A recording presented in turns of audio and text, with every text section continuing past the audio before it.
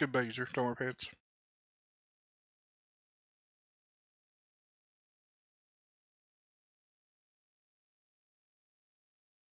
Hello, chat.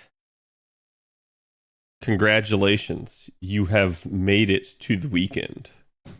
Oh, wait. No, sorry. You've made it over the hump. My bad. We're about 3 days too early for that. Lies and slander, yes. I wish it was the weekend.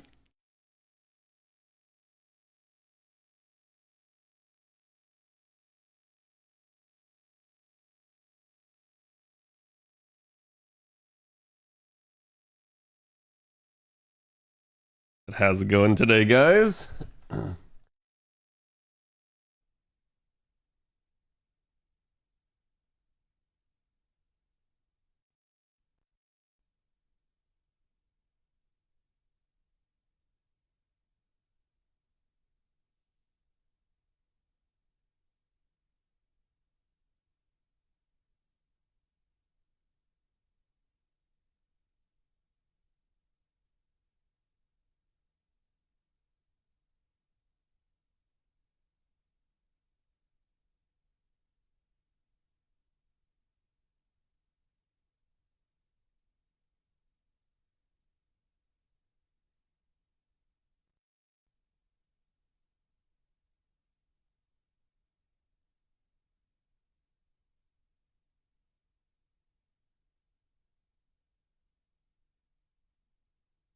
Where's my artwork from yesterday? There we go.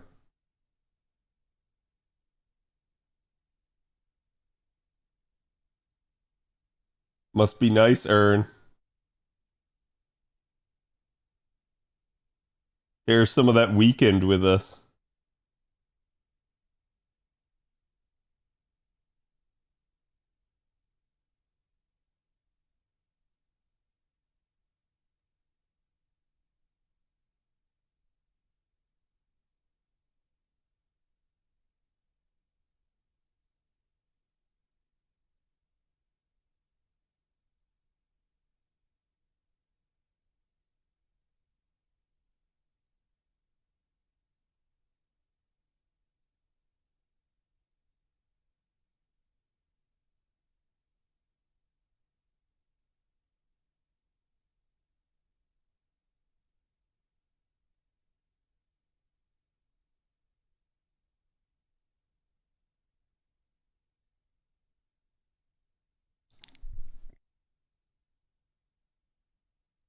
Okay. The tweet is live. Do me a favor, chat. Go give it some love. Ugh.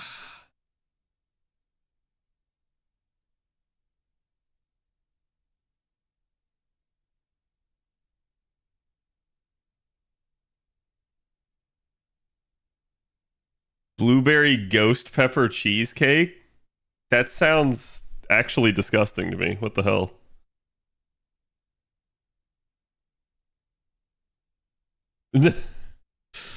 Anyways, like I said, I did get the tweet out. Hello, Kayotsu. How's it going? Let me grab today's sauce.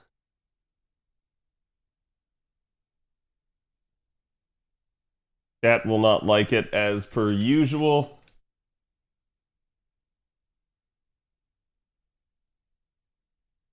And let's get this party started.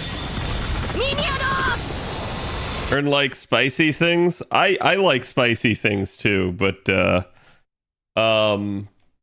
one, there is a limit to the spice that I can handle now, thanks half dead esophagus.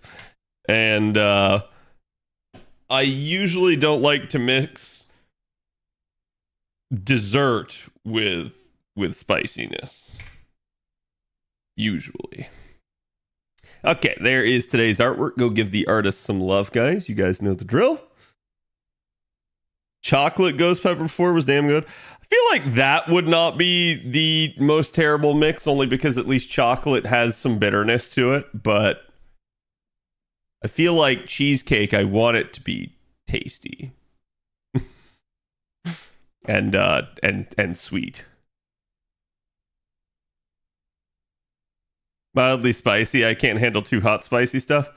I've definitely had my fair share of like super hot stuff. I don't eat it on the regular though. And again, like now as I've gotten a little bit older, like it's not worth it. Like when I have like heartburn, that's already kind of an issue, and then I end up having like that sort of stuff. Like where it's just basically causing acid reflux. I'm like, it's just not actually worth.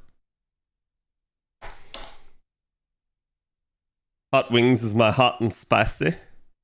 Yeah, pretty much. Like I don't, even with wings, I usually tend to go like mild or medium just because I want the flavor. Like I usually eat hot stuff for flavor more than like the heat.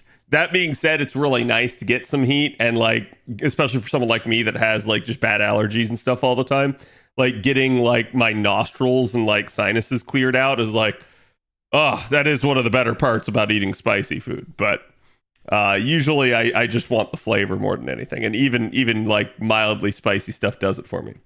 It's interesting because you do build up a tolerance, like the amount of like capsaicin that you can handle.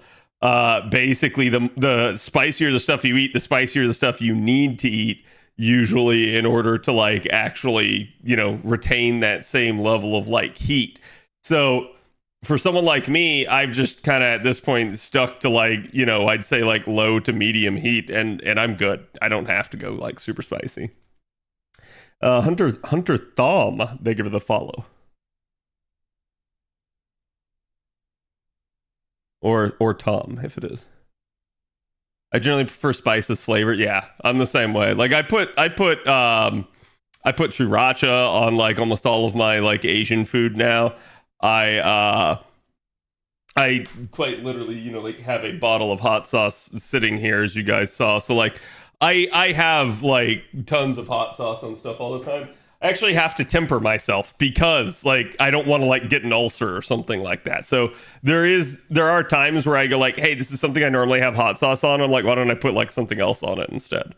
That way I just don't constantly have hot sauce, because I will. I love hot sauce.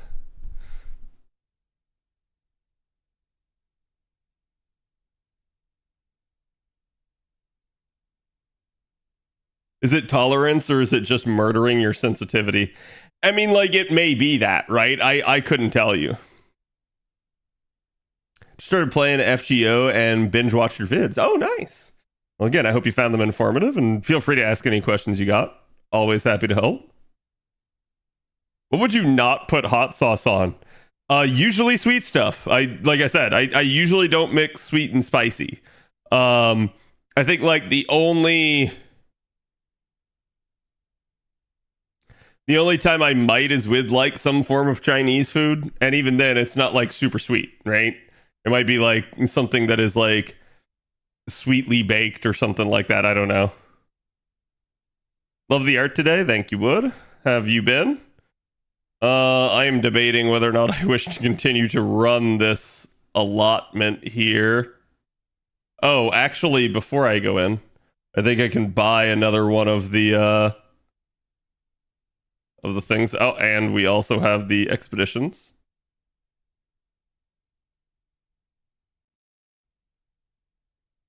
I was gonna say I haven't actually seen if I've unlocked more, because I don't think we have a new dog yet. But okay, so I got steaks and ice.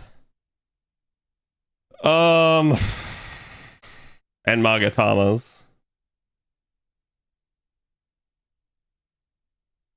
I actually have to go look. It's been that long.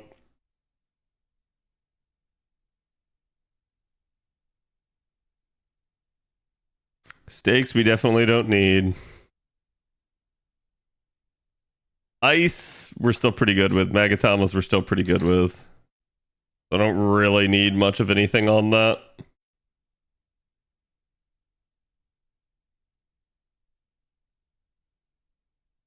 Your mag is an ice all the way. Understandable. I am going to continue to just keep taking the free embers, because that's just saving me AP long term. Um,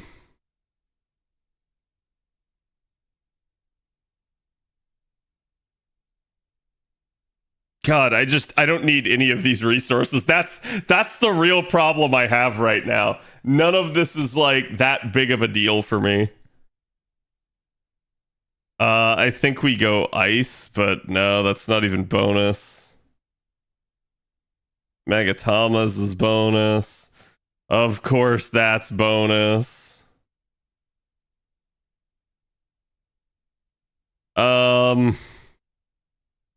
It'd be what it'd be. We'll just send him right back in, and I'll just wait. Had to check Chaldea. Yeah, I don't blame anyone for doing that. I think the thing I don't like is they don't show you how much of a resource you have right there on the actual UI. That would be really helpful if they did, but it is what it is.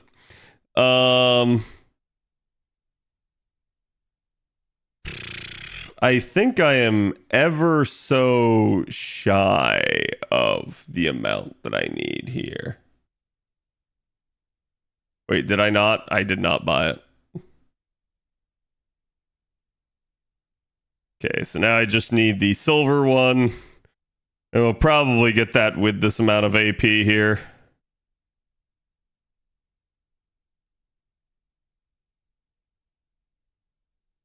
I also don't really know, like, to a degree, how much I'm going to favor points versus drops at the moment. God, this is just this is just a hard choice, no matter what.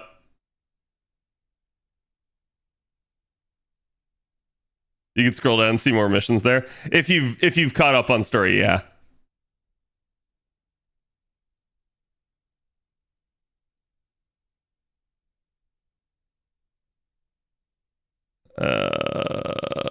The rats have got to go.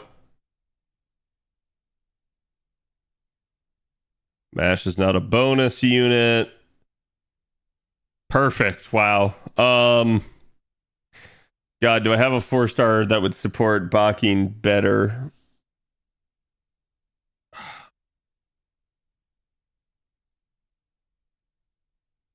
It doesn't really matter, but I know for a fact that this is a 4-turn. Because Bakin basically does not have enough refund with just this particular setup. If I were to run Oberon, it would turn it into a 3-turn. If I were to run a better sport other than Da Vinci, it would turn it into a 3-turn. But I don't know, and I don't care. We can just 4-turn. It's not a problem. I always do points first. If I roll like this, I have a tendency to go a little bit heavier on points because I know I'll have easy MLB bonuses on the back end. So that definitely helps. But I may do like halvesies where I do like 3 and 3. So 3-point Cs and then 3...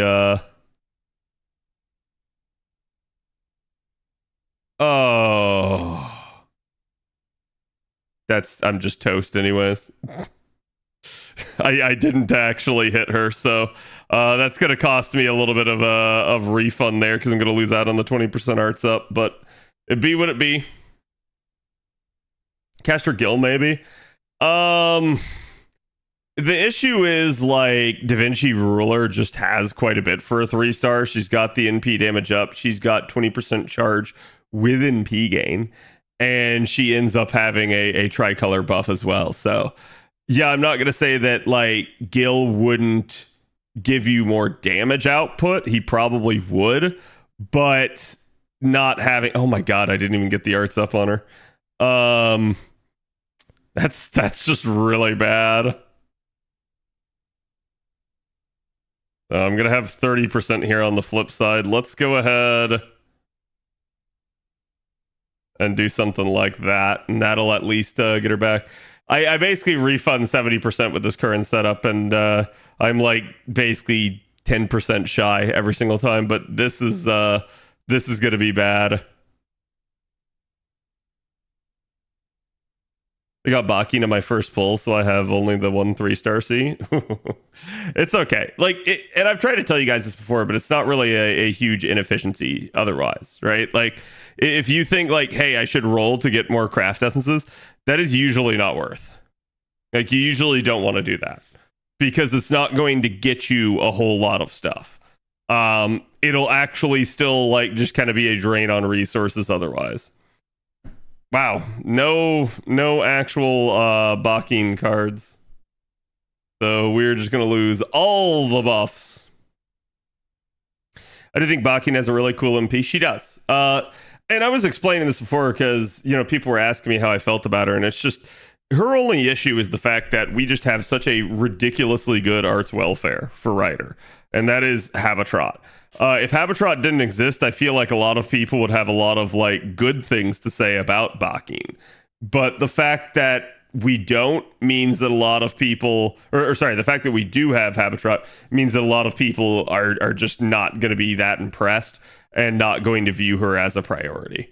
So it is a little bit too why I think the devs, for a long time did sort of like slow roll the welfares. They didn't want to like give you easy access to getting them if the event had already passed, because I think they know that it just puts pressure on everything. But they started making some of these like permanently available welfares like Habitrot, and it's like, well, yeah, you've just now completely moved the bar.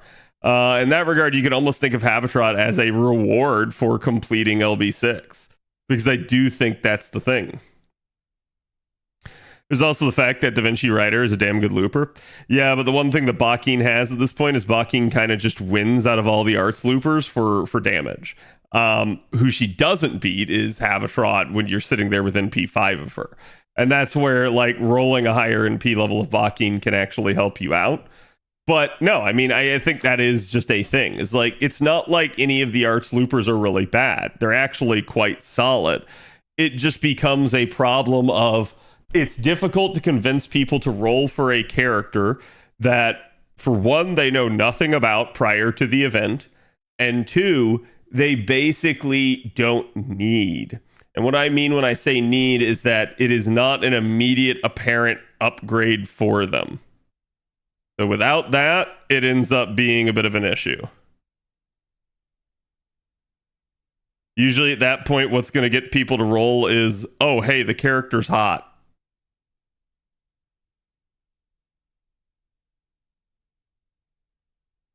Oh, the Rajang Rumble. Just not the party charge, yeah. I think that's... Da Vinci is not a bad unit by any means, and that party charge is a huge reason to have her. But again, I think these sorts of things are...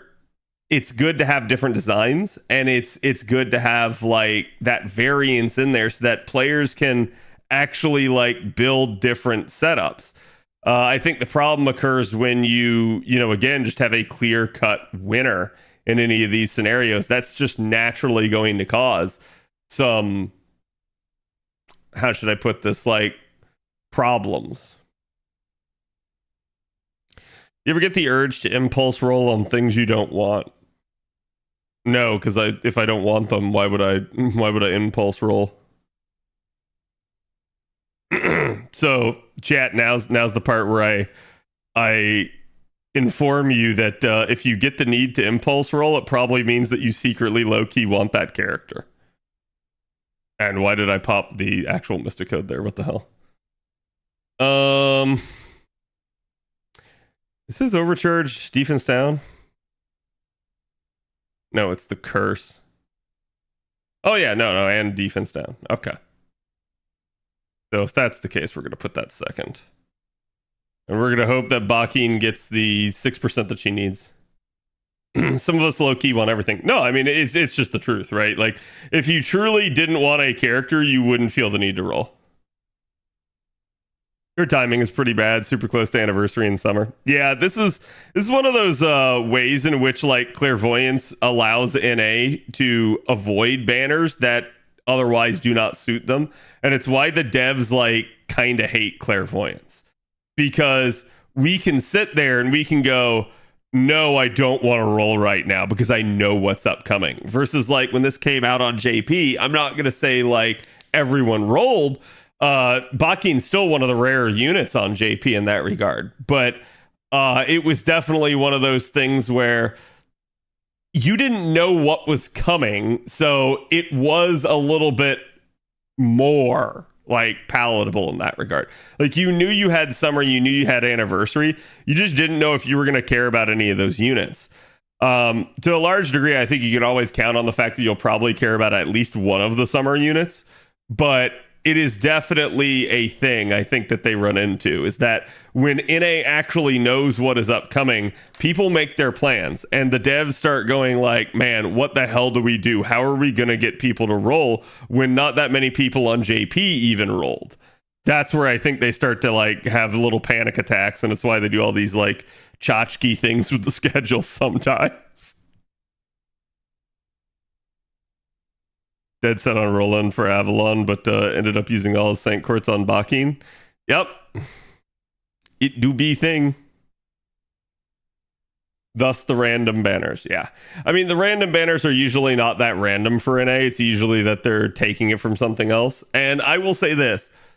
I am never going to complain about having too many banners. I find it astounding at times. I find it very intriguing with how many banners we've seen JP run of late, but I will never actually complain about that.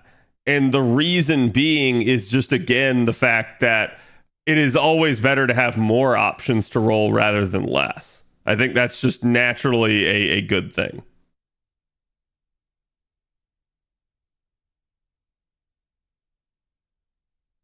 Is this someone's cover?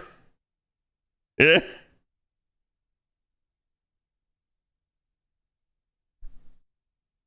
What the hell is he wearing?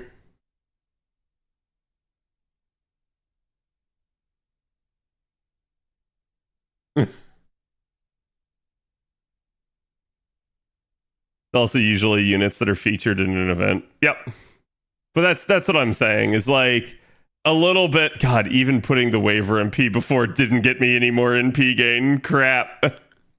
I was trying to test that to see if I would get any more that way, and I did not. It is just something that you've come to expect, right? Like, and that's what I'm saying. That's why the devs do what they do. NA just has that clairvoyance, and it allows us to just hard skip banners. So essentially, if you can imagine that a banner does well on JP, odds are it will also do well on an A, unless the unit was not that good. If you have a unit that does like poorly banner wise on JP, odds are it will also do even poorer on an A, unless a buff has happened since then. Like, that is usually the way things work, and I think the devs know that. So it's one of those problems where their goal is to try to get you to roll, and usually all they can try to do is try to bait you. Like be like, hey, look, we stole this other banner from the future. Roll now. And you can do that, but it doesn't necessarily work. And I've said this before that, like, I think it actually probably ends up costing them rather than helping them at all.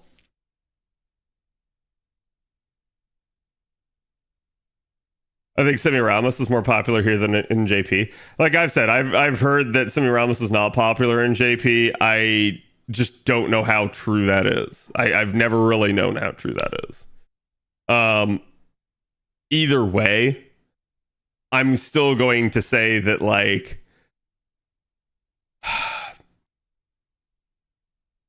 I don't envy the devs for their goal being to try to entice us to roll for units that otherwise we had not heard of, right? I think the best thing working in Bakin's favor is that I think a lot of people did not know about Bakin. And so when they get into this event, they see her personality, they actually hear her backstory, and they like her.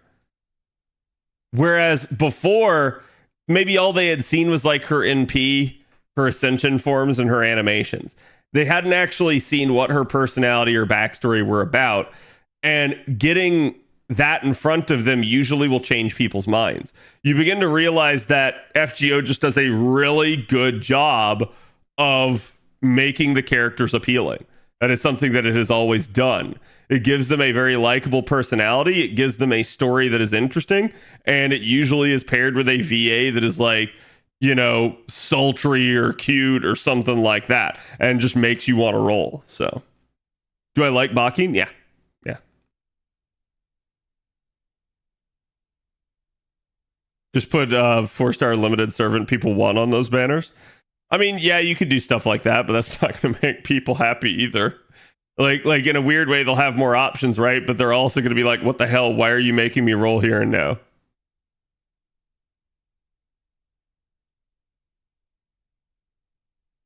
Good characters sell even if they're not meta. Exactly. And so that's also why, and I've said this before too, right? That like, so NA players will set their goals. Let's say these are your banners, chat. And NA players will go like, okay, so I've got to like make it all the way to the end. My goal is to roll right here. And then NA players will be like, but I'm rolling right now. And then they'll go like to another banner and they'll be like, I'm skipping this banner. But they're like, oh wait, but then I actually got it and I was like, you know, I actually kind of really like the unit, so I'm gonna roll here as well. I've still got a lot of time to save. And then they're like, oh, okay, the next one's a skip. And then they go like, well, but you know, this one had a really cool story and I actually like learned to appreciate the character, so I'm gonna roll here. And then they, you know, again, the cycle just keeps repeating as they keep going like, but I'm going to roll here, but I'm going to roll here, but I'm going to roll here, but I'm going to roll here. And then they eventually end up at the banner they were actually supposed to roll for, and then they start malding that they don't have any courts.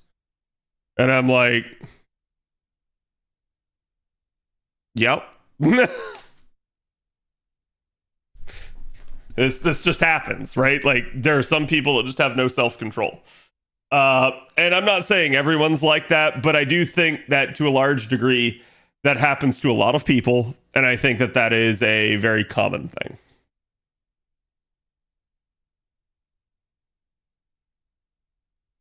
I wrote a little bit on the Bakin banner and got my first Atheno.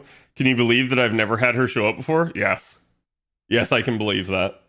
I've seen people go like 5+ years without Atheno, so I actually do believe that.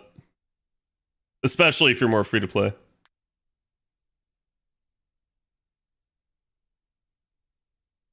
I would be in this situation because I rolled MP5 Jolter, but Annie bails me out and puts me above pity.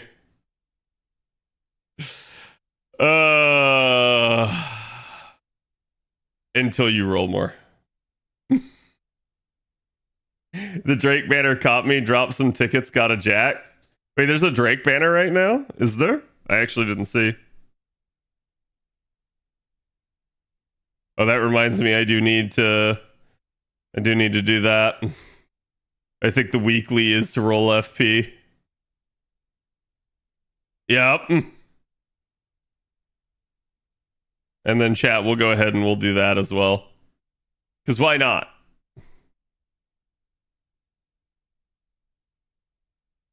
No, way beforehand. Okay. I feel baited.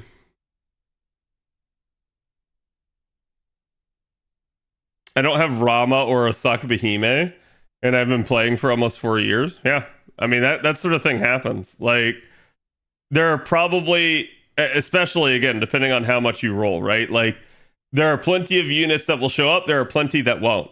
And remember, the game's like official lore is actually that like you are what's the word I'm looking for? Like you like the units that show up for you are the units that like you're actually like catalysted for that you're summoning.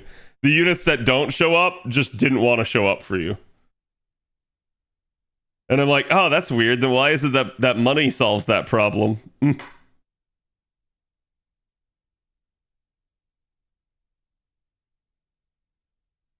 a day one player and I had to get the free SSR to get Saber. Jesus. 7 years, no Liz yet here. Don't worry, that one I guarantee you will happen.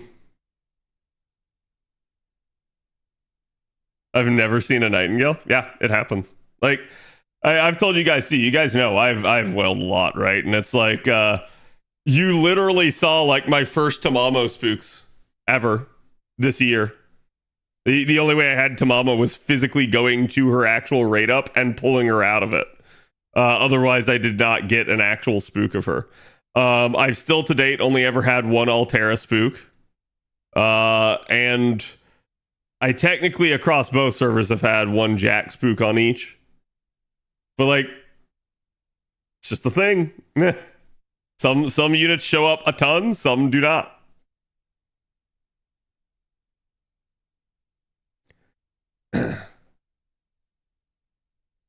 Though I don't fucking want Nightingale. Listen, you could still use Nightingale as a buster stat stick, if nothing else. Like, this is why I say, like, again, it usually comes down to, like, the master. If the master knows what they're doing, you can make just about any unit work. If the master doesn't know what they're doing, you can't make any unit work. all units suck if the master's bad.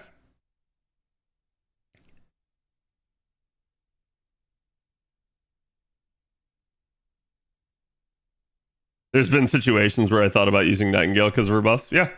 I have used Nightingale with Fran looping. And right now, Chad is probably sitting there thinking, what do you mean, Fran looping?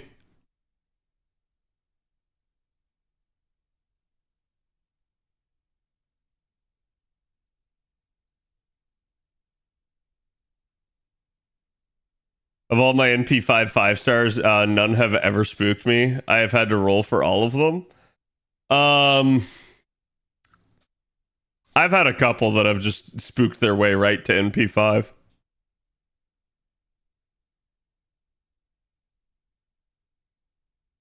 Blasted re all over the place. That's right. Santa Carna for Fran looping. Yeah, now you can use Santa Carna. I use Nightingale on humanoid enemies. She and friend Tamamo also carried through part 1. You can also get away with using BB, OG BB, as the third support on a Fran loop. It's funny because the basic requirement for what you need is the ability to clear basically 2 debuffs. If you don't have that, you ain't Fran looping. You don't have to clear the last one because, well, stun technically doesn't matter on wave 3, but if you don't clear the last one, then you ain't carding after the NP. So you better pre-card. No Sethino yet, year 6 player. Yeah, I mean, like I said, I believe it. I think my JP just finally got Sethino like either earlier in the year or last year. I don't remember.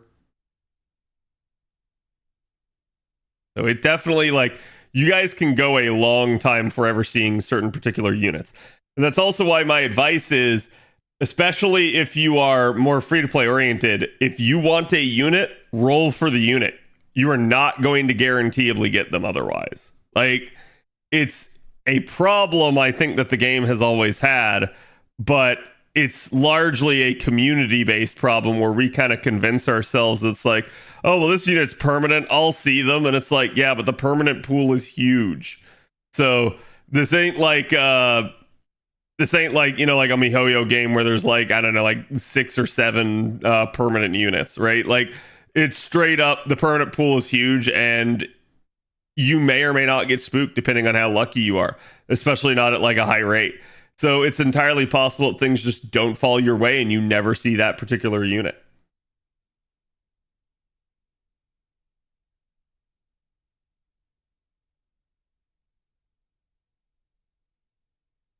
If only the 2 Frans didn't have like 6 demerits total. Yeah. I definitely feel you on that.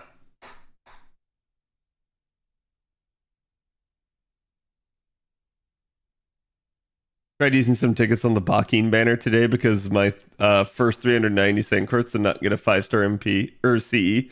I did end up getting one, but not before NP2 Bakin jumped out at me. Yep. I mean, again, I'm also going to say, like, if you're rolling the CE because you like the art, that's fine. If you're rolling the CE because you want the gameplay of the CE, that's fine. But don't roll CEs, guys, just for event bonus. You're actually more productive if you just actually take the 30 quartz that you would spend and pop them as apples than do that. Oh my god. This will still do a lot of damage, but this is not going to kill. I meant to pre-NP with the Castory MPs.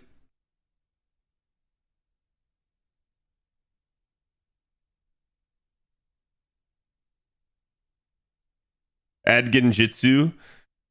Skill issue gets sub-nerd. Yeah, okay, so chat, we had that talk about Twitch the other day about how they're raising the subs. So, again, I just want to reiterate, because I've seen a ton of people talking about this. I never require you guys to sub. Obviously, there is an issue, and the issue is if you don't sub, you're going to get ads.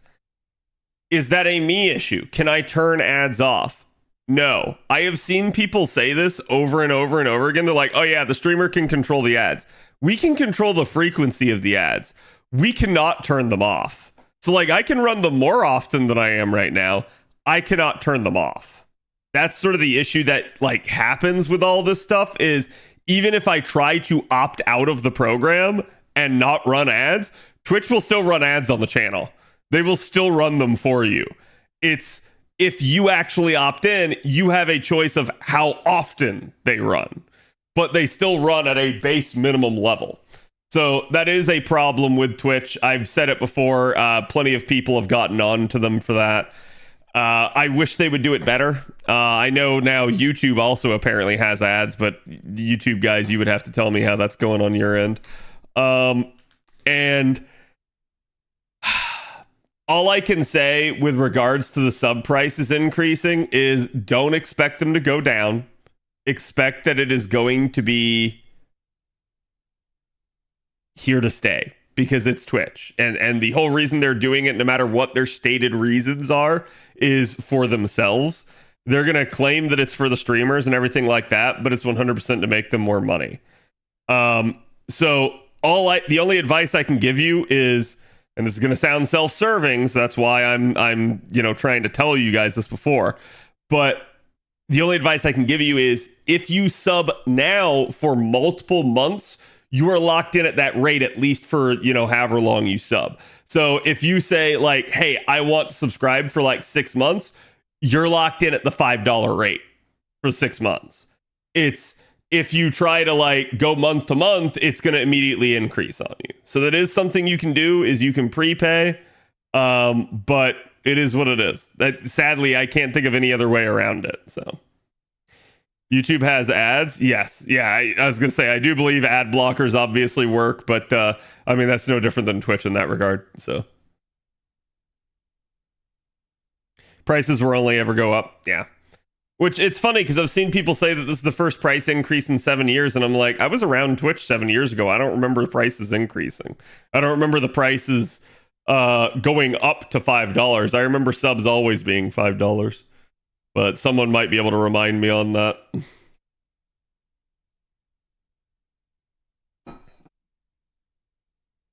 I'm over new, but that's about it. Yeah. Well, that's the only reason why I say that is because like just in the effort of attempting to save you some money, I understand, but it sucks, right? Because if you're somebody usually that's going to care about that $1, pre-subbing for 6 months means spending a lot of money now to have to spend less money over time. So again, if you're someone that cares about the $1, it probably is going to be like already like, hey, I can't do that. I can't fork out that kind of cash. So it is what it is.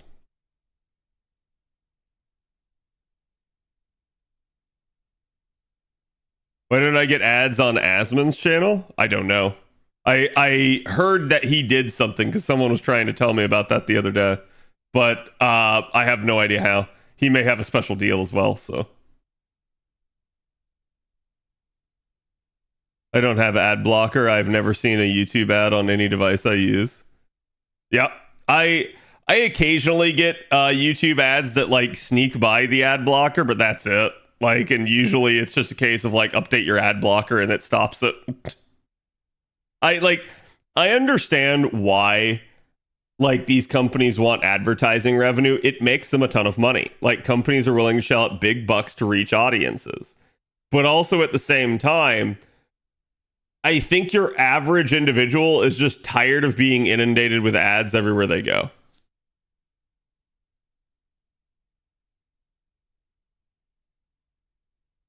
It could have just been an increased a tax that wasn't actually labeled was added. Wait, what do you mean?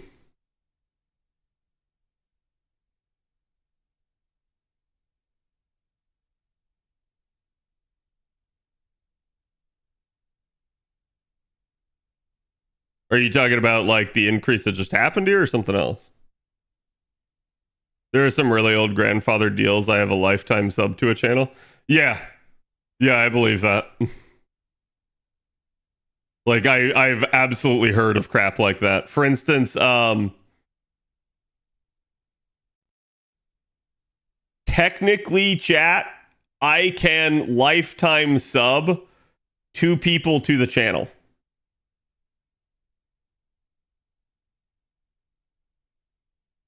So I could actually give that away. Here's the problem with that. One, it starts out at 3. 2, only partners get this. It's something you don't hear most partners talk about because I'm going to be honest with you, most partners don't realize it's a thing. 3, it only should probably be used on bots. Why? Because you apparently can't undo a lifetime sub. You cannot revoke it. So the second you give it, it cannot be undone. So I've used one of mine for one of the bots on the channel. I will not use the other 2 until I have reason to do so for that exact point. Because it's like, you're just stuck with it at that point. And honestly, now at this point, I might regret the one that I used. So,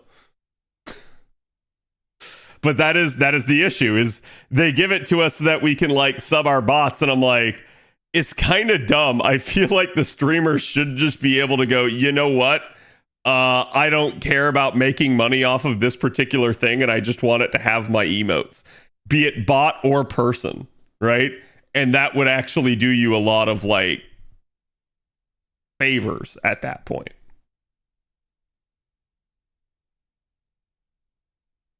Is when I go to the article for websites and other websites, they force me to turn off my ad blocker before entering. Usually you can find a way to like disable that screen like through the actual dev tools. It's kind of funny. And I always like doing that too, because it's like, all right, cool. You don't want me to go in with my ad blocker? Screw you. Now, it's really funny though too, right? Because like we do have people that like I think the US government's actually advising people to get an ad blocker. Why? Because if you don't get ads, it's a lot harder for you to get viruses. That is like the delivery mechanism for 90% of viruses is literally you clicking on shit you shouldn't click on. The other way is going to be like straight up you downloaded something to your computer that had a virus on it. So it's one of those deals where, again, I understand why these companies want it, but part of the reason that everybody has an ad blocker now is because ads have become so goddamn intrusive and invasive in everyday life that people just want to avoid them. So it's like, I don't blame anyone for having them. I have them myself. Now, here's what I think is stupid. Twitch has told me to tell you that if you block ads on my channel, I don't get any money from that. To which I say, I don't care. Like, I obviously would like ad revenue. It will help out, but I don't care. So if you watch ads for me, you're a real one. Thank you. I appreciate you. But at the same time, I think it's scummy and stupid that Twitch just goes, well, you blocked our ad, so fuck the streamer. It's like, come on, man. But it is what it is. And that's why at the same time, I'm like, yeah, I don't really care if people block ads. Twitch is going to fuck me either way, so.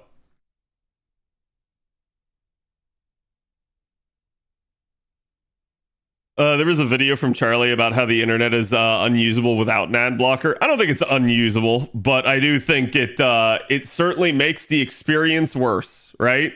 So it's the same issue that we talked about with like piracy, right, chat? Piracy is a service issue. So is ad blocking. The whole reason everyone's blocking ads is because ads have viruses in them. Why do ads have viruses in them? I want you guys to think about that. Why do ads on a website that you were trying to go to and do things on have viruses in them? Quite literally, it means that the website did not actually do their due diligence. They either got the wrong advertising agency or straight up the advertising agency themselves did not check the ads that were being submitted to run on the websites. So it's a huge problem of like, hey, maybe if they actually made their ads not gigantic pop-ups that show up every time you enter. Things that, like, the second you mouse over it, it fucking viruses the hell out of you. If they would actually do their due diligence and make ads not an intrusive and horrifying experience, I don't think people would care that much, and they just wouldn't run ads that often. But it's always because of that. They never check ads. I know, they never do. And we know that because, Chad, I don't know if you guys ever watched a guy on YouTube called Spiffing Brit, okay? Spiffing Brit always does these, like, runs of games where he functionally breaks the game. Like, he finds some sort of cheat or exploit in the game that allows him to easy cheese his way through. Every once in a while, Spiffing Brit puts out a video on here's how to cheat the algorithm. Here's how to cheat YouTube.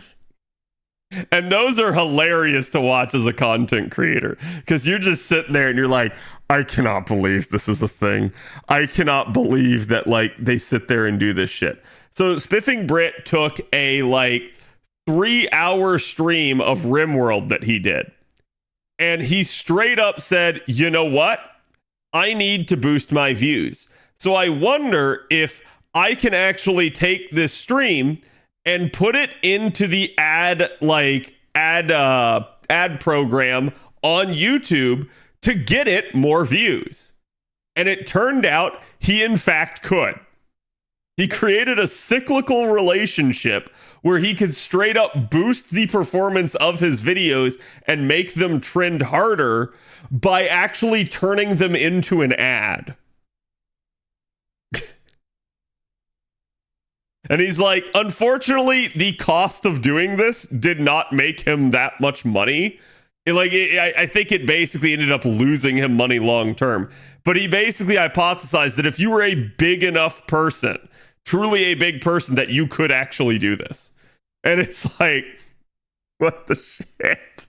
So, Chad, imagine you want to watch a YouTube short, and you're scrolling and you're scrolling, and then you get hit with an ad, and the ad is a 3-hour RimWorld video. And it's like, what the fuck, man? Yeah, I think I've seen like a 17-hour one before, and it's just like, what the hell? And, you know, obviously it's skippable, but it's like, can you imagine if you didn't? I usually don't mind Twitch ads, but recently they mute the streamers on mobile. Yeah, no, that's everyone's problem with ads. Like, chat. So imagine right here if this was your screen. Okay? Like, this is you watching me on Twitch. Like, here is chat over here. Here is like the actual stream. Okay?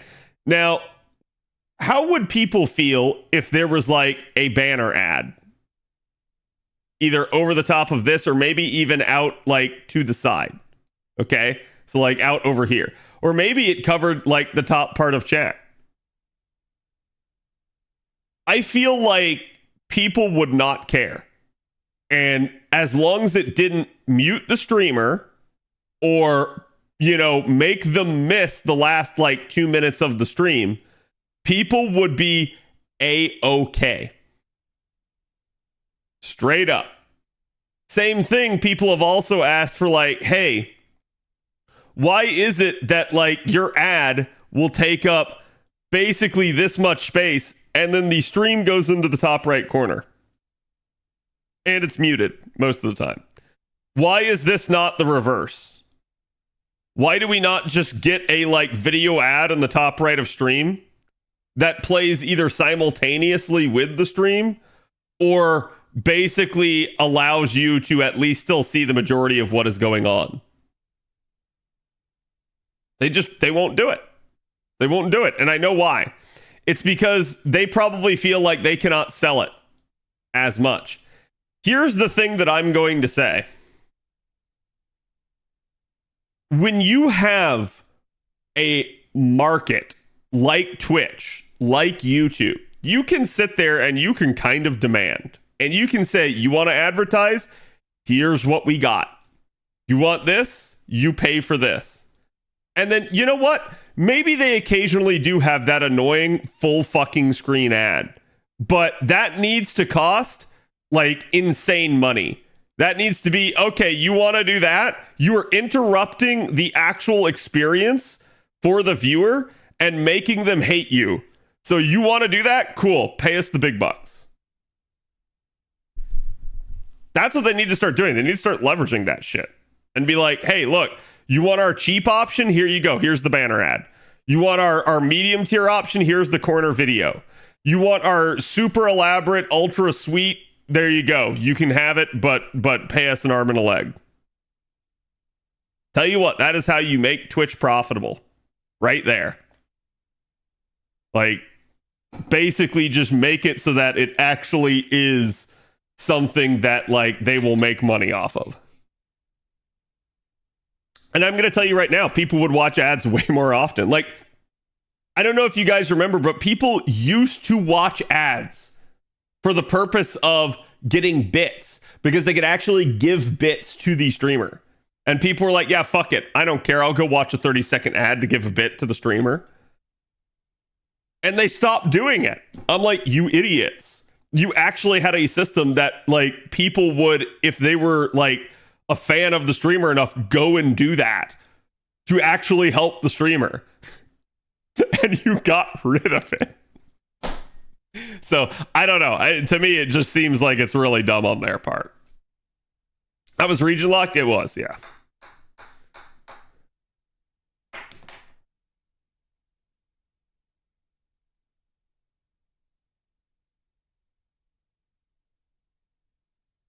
It's never gotten me to buy anything. Yeah, I can't really say that the ads have ever actually worked for me. Because more than anything, the only way in which an ad would work is if the ad actually was enough to finally, like, push you over the edge after you had heard, like, word of mouth that a product was good. It's like the ad itself didn't actually do anything. It was just what finally got you to pull the trigger after your friends had talked the product up. Like, it's the same thing that happens with, like, a movie or a video game, right? Like, you will sit there and you will hear your friends, you will see other people play it, and it's like, finally, after seeing someone play it, you might actually go get it yourself. Word of mouth greater than ads? Always has been. How bad was MP2 for Bakin? Bad. An ad ever worked on me was when Crunchyroll got me to watch Dr. Stone. Yeah. And like I said, it's usually something that you are already predisposed to like anyways. And I'm not going to say it can't convince you, but it is rare that it actually does. In that regard, like, I can understand doing an ad for, like, general awareness and brand recognition. I usually don't understand ads that are like you guys know, like, those old school, like, 90s and earlier ads where it's like, call now, act now, buy one, get one. I'm like, I don't think anyone actually partakes in those.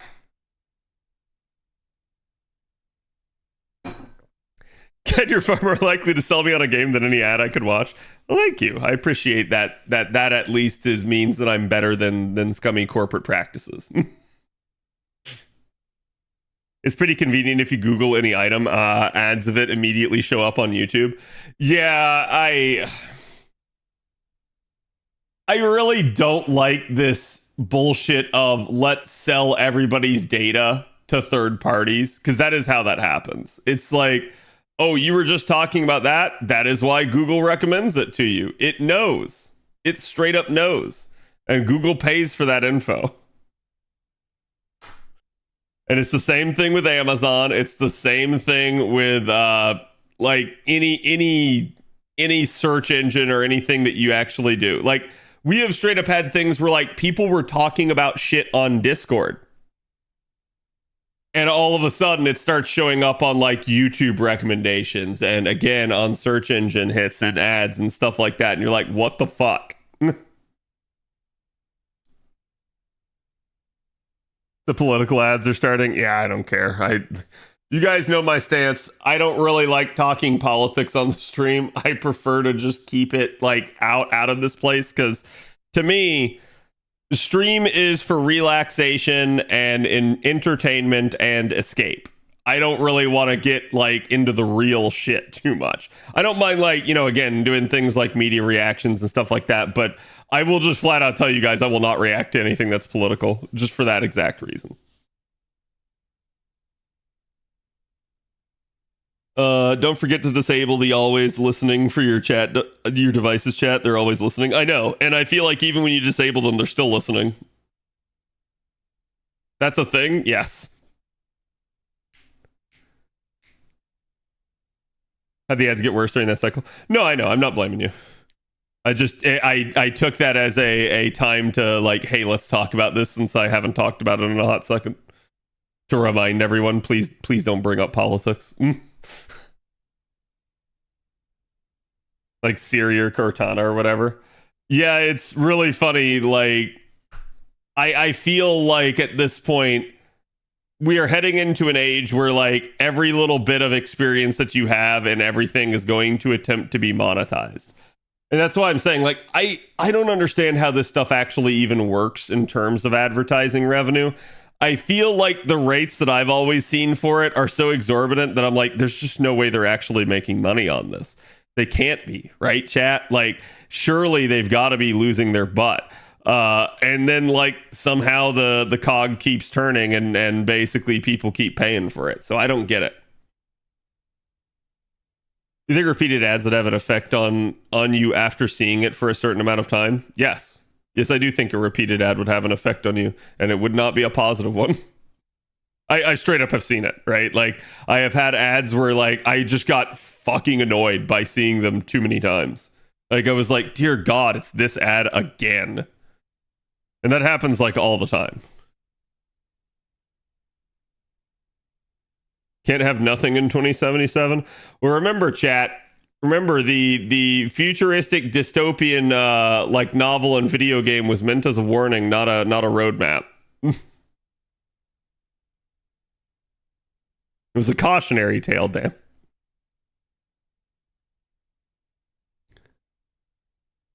Do you remember several years back? Shitloads of erectile dysfunction ads? Hey, I mean, maybe they knew what you wanted to see. No, like, thankfully, I usually do not watch, like, mainstream stuff that often. So, in that regard, I have been relatively safe from this sort of thing. But it doesn't mean that, like, the channels that I do watch don't occasionally have crap. And it just makes me go, like, oh, God, not again. A flood of 8 ads and 3 of them are the exact same one. Yeah, which makes me wonder if like Twitch has a problem actually getting people to advertise. And it may be that their rate is already just set too damn high. So that may be the problem in general. Twitch basically wants people to pay out the ass. And I'm sure it's not that they have like Twitch can probably sit there and say like, hey, look at all these like active users that we have. Right? This is a huge like market for you to try and tap into. But one, that market is certainly not as big as YouTube. And I think that gets leveraged against them. And two, I think Twitch probably has issues with being able to show action on the ads. Like that anyone actually clicks on them or anyone actually goes and buys the product afterwards. Because I'd be willing to bet for every like 1,000 ads, there might be like maybe one person that clicks on it. But like, I don't know. That's still a pretty piss poor rate.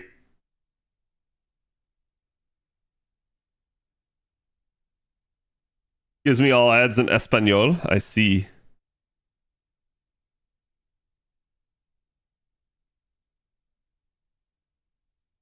Are some story nodes for the doggo event kind of difficult? Well, remember, it is an LB3 required event. So, yeah, you can actually expect that. But no, I didn't have too much an issue with that. You just, you basically just needed to NP the archer, or sorry, the lancer, and then you were good. There was an archer in the node as well.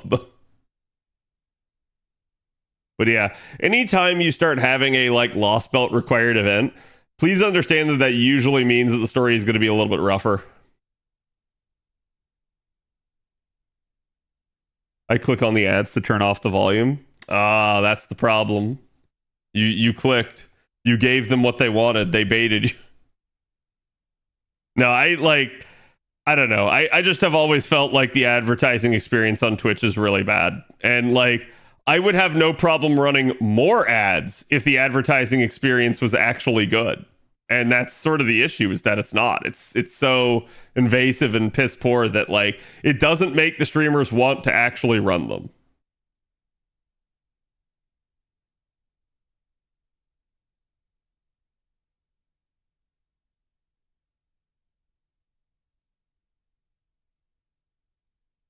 They've been ramping them up. Got hit with 10 the other day. Crazy. Have they? Like you guys should still be getting the same thing. Let me double check, because like I don't know what mine is set to anymore.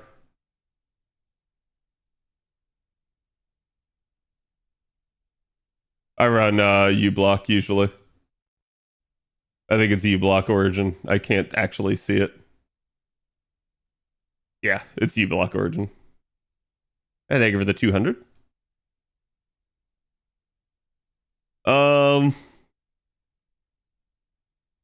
What the hell? That's not what I wanted.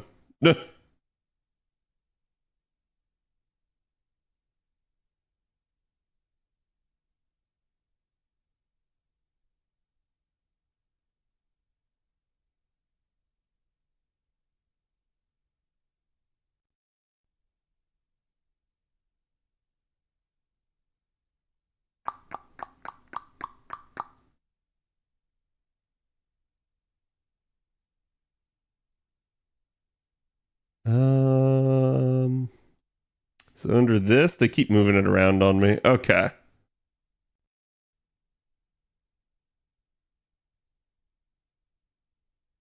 It should only be running 5 minutes of ad per hour.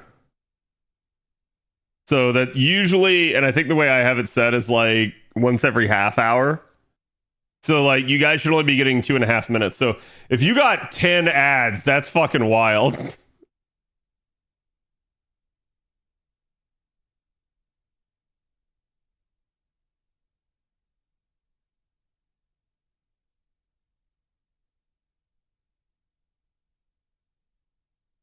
I just like, I think the thing that's surprising to me is how like Twitch seemingly is just still losing all this money.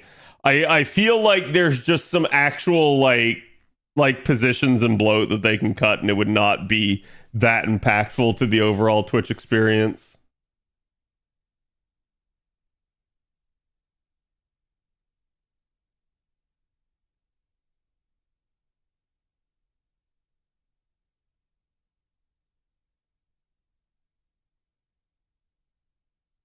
Yeah, chat, I am on the lowest setting, okay? So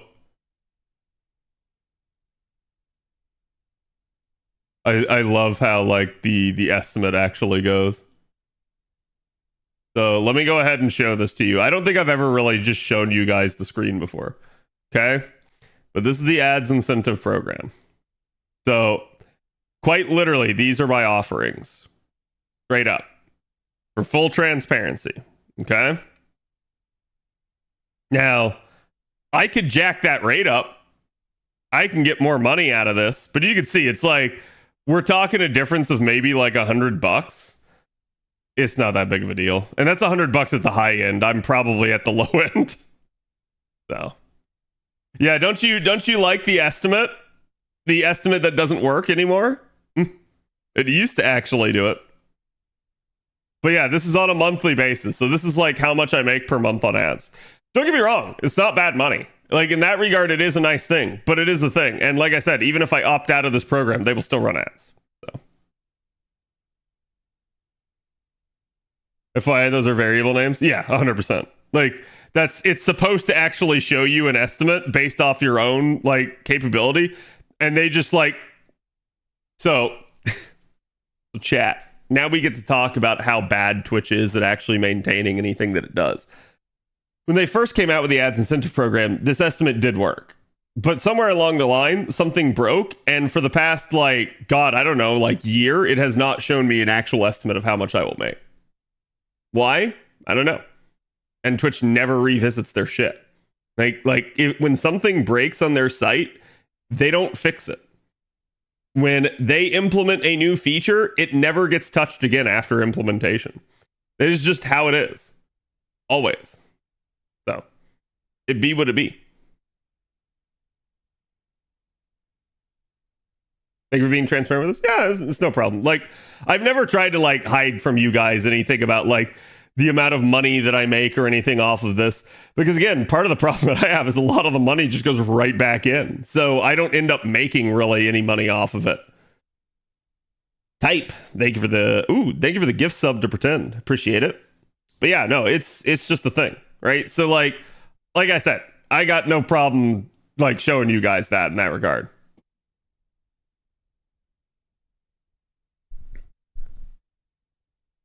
Maybe it accumulates after 2 hours or something. No. It used to show like projective based off your past month.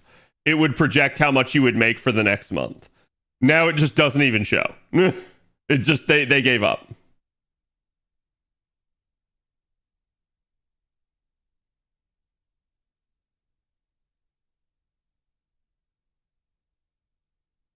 But that just is how it is. The third option for $2.99 is almost 50% of a monthly salary in my country. Yeah, no, like I said, I'm not going to complain that it's that good. But here's the thing, chat. Mine is on the lowest setting I can give you at five minutes of ads per hour. If I raise this to even 6, all of you complain. How do I know this? Because I did it before. You guys complain enough as is when it's at 5. This is how I know if I raise it, it's just fucking crazy. So it's like, yeah, I can't even imagine raising it to something like 8 minutes. I have seen, I think one of my recommendations had like, would you like to set it to 12 minutes of ads per hour? I'm like, no. I'm like, you're literally saying that almost a quarter of the hour would be ads. I'm like, people will just fucking leave. They will not watch your shit. Like, I can't say how many times like I have gone into someone's stream and you get hit with ads like every 5 minutes, and I'm just like, yeah, I'm sorry, I'm out. Like when it's that frequent, when it's that many ads, I just go nope. So it is 100% an issue. I will continue to complain for ads on Twitch. No, look, chat, as long as you don't hold it against me, I ain't gonna hold it against you. You guys just gotta understand that it's like, this is sort of the hand that we're dealt, right? I wish there was something I could do about it. And for a long time, when we were first offered the ads incentive program, I did not opt into it until it became a like quote unquote mandatory thing. And then it was like, okay, well, I guess since it's going to become one, I will start running it to see how it works. And I think I opted in like 2 months before they made it permanent. And that was it.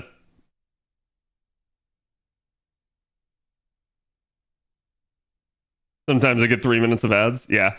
I never really understand how it works because I think it just equalizes for you. So like if you're fresh to the stream, it won't run ads for a little bit. And that is also the good thing, is allowing the ads incentive program to run also means that pre-rolls are off usually for like the first hour.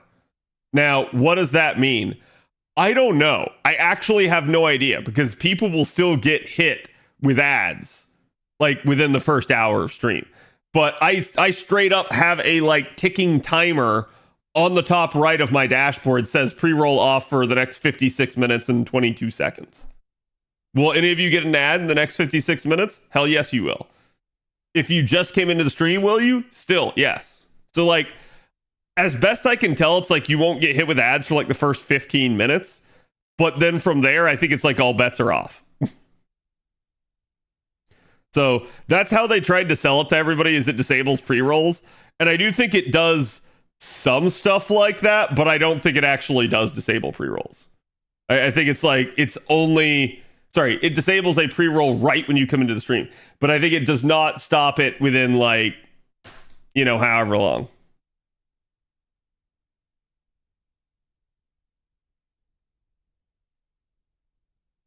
The first 1 to 3 minutes of pre-roll ads, I was like, fuck it, I'm not bothering. Yeah. And that was added as a feature because every streamer and their brother complained that like, hey, look, we understand you want to run ads. Also, though, none of us want to like have a viewer that's coming in that may be new or something like that just immediately turn around and leave. It's just not good for the streamer. It's not good for growth. Like, if you're trying to actually like establish yourself as a streamer, you need your viewers, and every single one you turn away is just bad. Ads on raids was a dog shit idea. Yeah. Cad, imagine being Asmon, never running ads or subs, costing Twitch money. Well, that's what I was saying. Somebody told me that Asmon has it where he doesn't run any ads on his channel. I have no idea how he's managed that. Because like I said, even if I turn off, even if I opt out, it still will run them. I think in the end, he's probably only costing himself money, but who knows, right? And like, again, if he actually has it where there are no ads playing, then yes, maybe somehow he's managed to figure it out, but I'm not sure how he has. He only streams his alt account now. That might be the case if he's not an affiliate. But I still feel like they still run ads even on a like non-affiliate channel.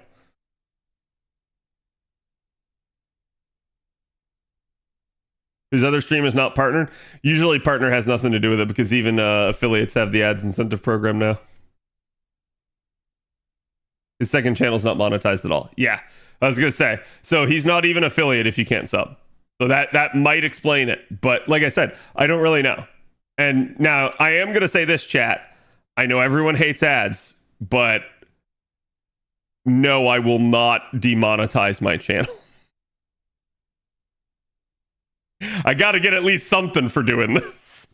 Like, to be fair, you guys end up paying for my dinner, right? Like, so that's the way I choose to look at it. And it's like, at least at that point, it makes it worth being here. But like, good Lord, no. Yeah, I cannot imagine just completely demonetizing. Someone like Asmon can get away with it because Asmon makes a ton of money through other means. Particularly his YouTube, I'm sure makes tons. And I'm sure he gets all sorts of like marketing and merchandising deals. So I think like it's nice of him that he does that, but you can't reasonably expect most other streamers to do that. Cat hasn't reached the same level of anti-capitalism. Asmon's not anti-capitalist. And I could say that from having watched him. No, it's just straight up one of those things where like he realizes that it's probably an annoyance and he just doesn't do it. Asmon also has his own company and stuff, doesn't he? Yeah, I know he's partnered with the rest of his stream team to do what is it, Starforged or whatever, and I don't know if he has like stuff beyond that, so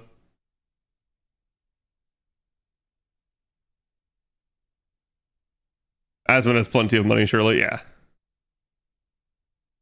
Asmon can afford not running ads, so it's nice that he does it. Right. And that's what I'm saying. Like, it's good on him for making his viewership experience better, because I agree. Like, it's just ass, and everyone and their brother has asked them to change it. But it is what it is. Do you think it's good or bad that we can't get dual copies of event command codes on a rerun? I would like to get dual copies. Do I think it's a bad thing? No, not necessarily. I think this sort of thing largely boils down to like, it would be nice to have the second thing, but it's also going to bloat your inventory, and with the way command code inventory works, it kind of sucks. So I'm not sure that I actually care. 2 Romos would be pretty crazy. Yeah, that too. I feel like if you actually had duels of some of them, it would just start to get like really nutty, because there are like a handful of command codes already at this point that are just in terms of the damage that they provide, just insane. So you almost always wish to have them equipped.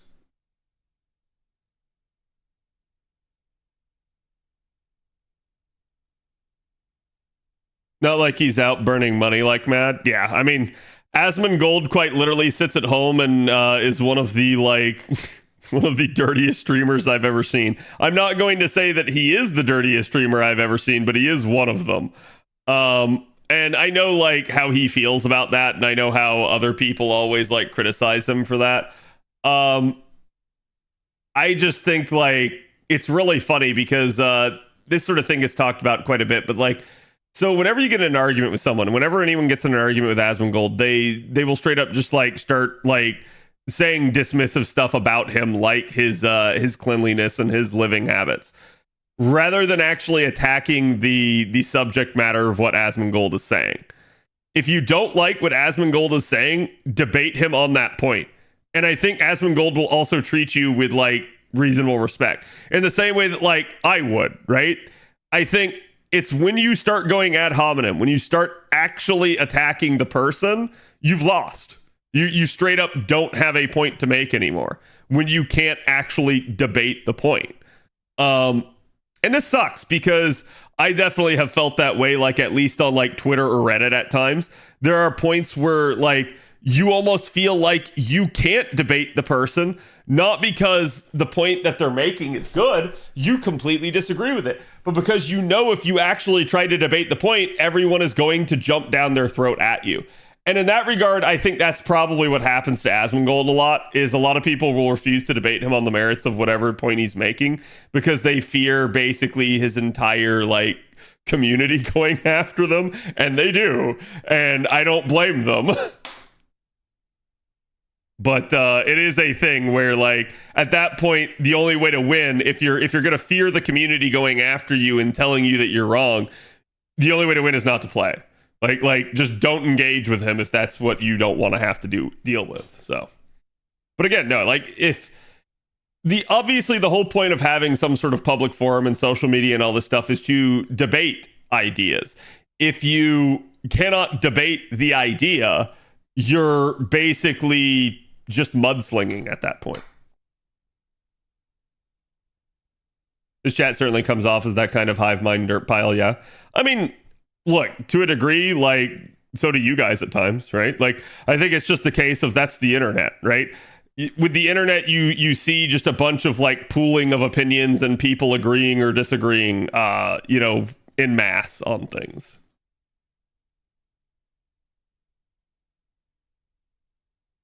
Man doesn't even pay a maid to clean his house. Yeah, that's actually surprising to me. But I also kind of get it, too. Because I've had, like, my mother has told me that I need to get a maid. And her logic is not that, like, my house is like a pigsty. Her logic is that, like, my house does get dirty from time to time. I fall behind on my chores. And she's like, this would just be easier if you just had a maid. Whereas my counter logic is, true. However, I also don't want some person just coming into my house when I'm not there because I'm busy at work and they have free run of everything. And they could absolutely, steal my dog, steal all of my valuables and just run off with it. And I would be up shit's creek without a paddle. So it's like, in a weird way, while I understand that, I also just don't want to go through the risk of it. And that may be the case with him. Like, he may just not want to, like, do it because I'm sure Asmongold just has a shit ton of money in that regard. So you got to imagine he actually does have some valuables lying around. Cad, that is a crime? I'm aware it's a crime. Now, chat.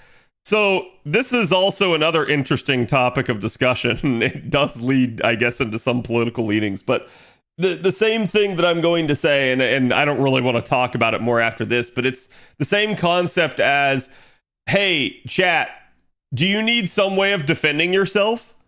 No, because any harm that could come to you would be a crime, right? And yet people die all the time and basically don't get helped by the police because the police can't get there fast enough. So it's the same sort of concept, is just because it's a crime doesn't mean it won't be committed. Doesn't mean you're safe from it. So to some degree, you also have to just protect yourself and be smart, right? You've got to build trust with the maid. Understandable, but still, don't find the dirty dojins. I wouldn't worry about anything like that. It's just straight up I don't really want somebody having access to my house because who knows what the hell would happen, right? And shit, it may not even be something like that. It may be like, oh man, maybe they forgot to lock the door and then all of a sudden someone comes into the house. So it may not even be a direct thing as an indirect thing. It's just increasing the odds, the possibility.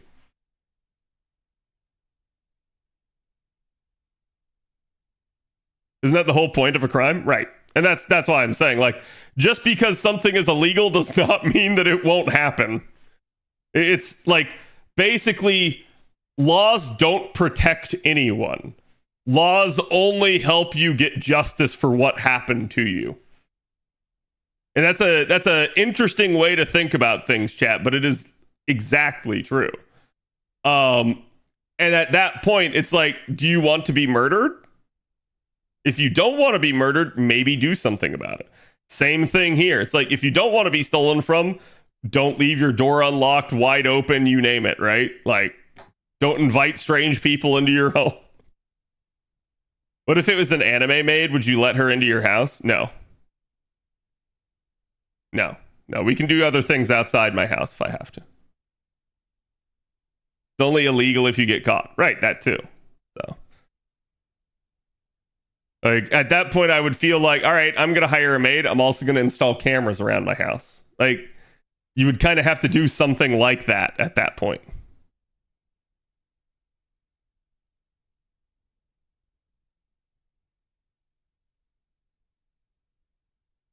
Getting caught matters only if they can convict. Yeah. But no, I think it's an important thing to consider. Now, that being said, I believe there is a quote. What is it?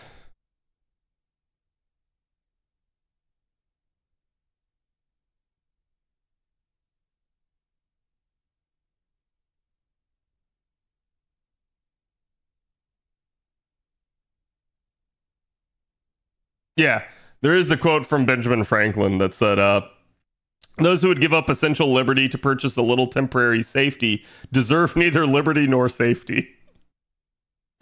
So, but the idea, the concept behind that is, again, like, don't give up your liberties, right? Like, don't give up the things that actually matter to you.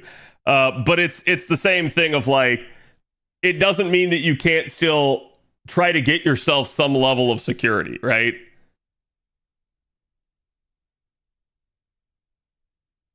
Now, read his MILF quote. Does he have a quote about MILFs?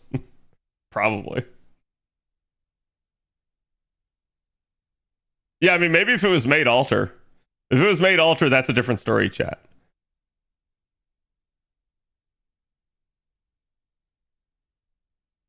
Do you think they might be using chaos in the main story? Do you mean like chaos?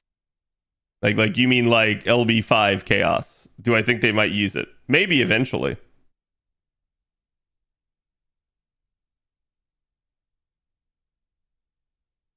Hello, Evie. How's it going? We're gonna do it like that. Hot damn, do I love me some French woman, Benjamin Franklin? Yep. Criminals don't care about laws. Right. Exactly.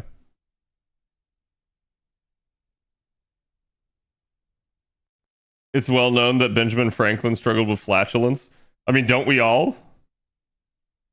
Sometimes you just gotta let it rip, chat. Like Beyblade.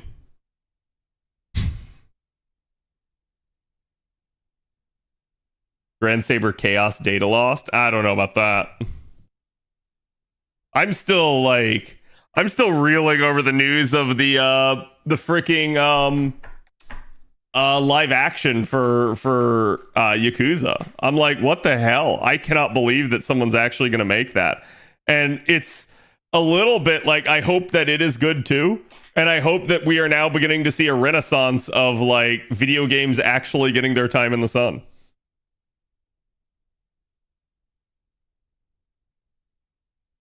Struggle with flatulence, I've mastered it. I see. You excel at it? Uh-huh. I didn't realize you had a spreadsheet for something like that, Hera.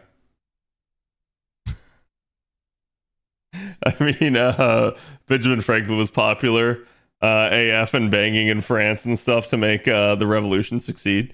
Yeah, sure. Benjamin Franklin fucking around the world.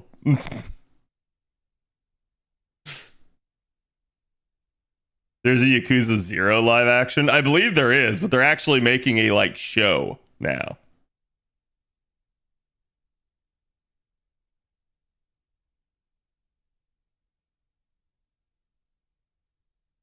I hope they carry on the "I beat this man with a vending machine, but they've never killed anyone" thing. Well, it's really funny because I think I started to see like clips of the Yakuza, like the original like Yakuza 0 live action that was floating around, and like they straight up just show like Kiryu gunning people down, and I'm like, wait, wasn't his whole shtick that he doesn't kill anyone? So it's like, hold on, something spread all right. Ah, so it is a spreadsheet. Kiryu shoots people. Does he?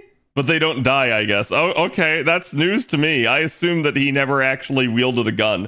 Because that, to me, felt like that was the whole point of the Yakuza series, is like, you know, if you use a gun, you're a coward type deal. You gotta just use your fists, chat. Yakuza 1 had a live action, not 0. Okay.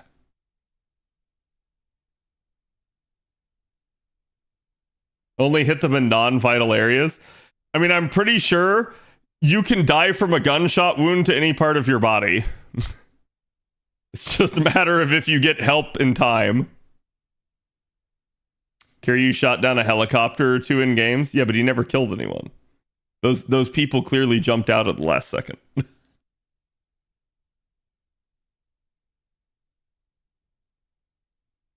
Kiryu makes me mad being good Yakuza. Wait, why? Why does that aggravate you?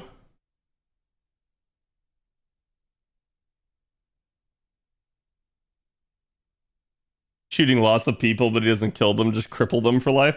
Yeah, I mean, that's way more understandable, right? Like, why would you kill someone when you can just make them regret their very existence for a long, slow, protracted period of years as they have to go through rehab and all sorts of other things? I feel like that is better.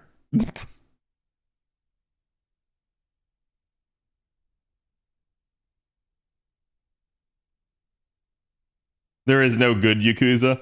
I mean, I do like the way the like Ichiban handles it, where he actually quote unquote is, but he's ex Yakuza is why, right? Like, so the way they play it is like he got out, and he got out because he got framed, and that's the whole reason why he's actually like a positive influence in that regard. Versus a lot of the other people where it's like, oh yeah, they're just actually neck deep into Yakuza, and I'm like, yeah, I don't know about that. Samurai like thug. Well, yeah, they're supposed to have like honor, supposed to, right? But you know, by all accounts, Yakuza are pretty gruff and scary AF, especially if you get on their bad side. Like if you owe them money, your ass is grass.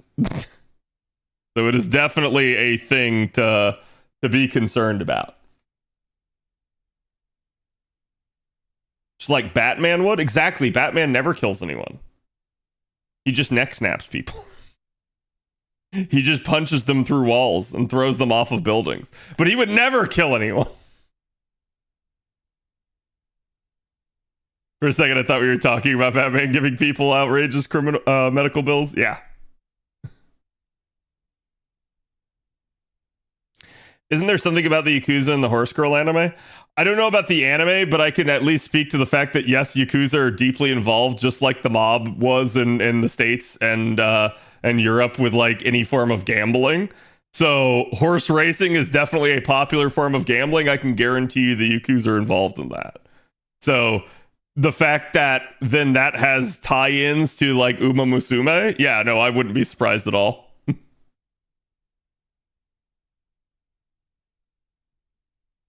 If they didn't die in frame, they're still alive. I mean, true, but I think you can only assume that with the protagonist or the antagonist, right? It's never the like side characters that don't have a name. If they fall off the screen, they are actually dead. In fact, you can say this for any side character that doesn't have a name. The second they disappear, they're dead. Even if they didn't get like some terrible thing that happened. Like they could quite literally just walk off stage. That person just died. It's not the fall that kills you, it's the stop. True. Tell it to Danny DeVito. What about him?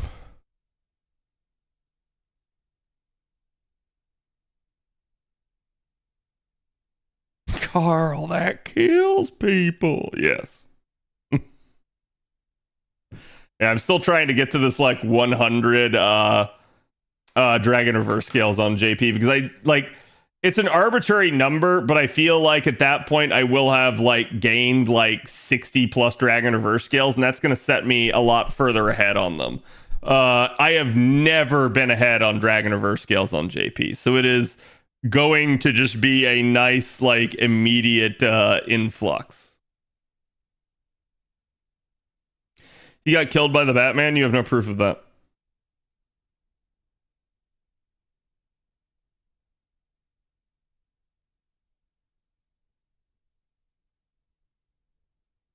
I'm sorry to hear that, Aniko. And Jack Nicholson?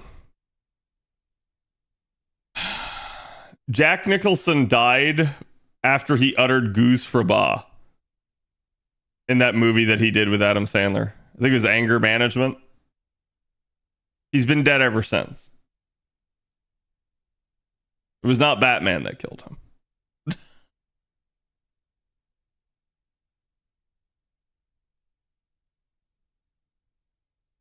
Which, speaking of chat, I heard they're remaking, is it Billy Madison or Happy Gilmore? They're making like a sequel to it. And I was like, what?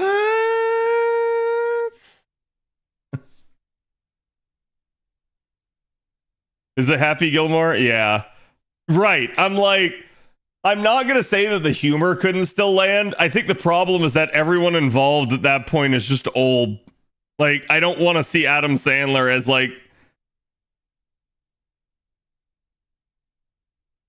a young, edgy, like comedy movie, right?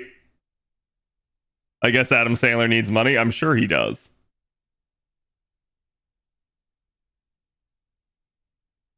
Why does this need to happen? It doesn't.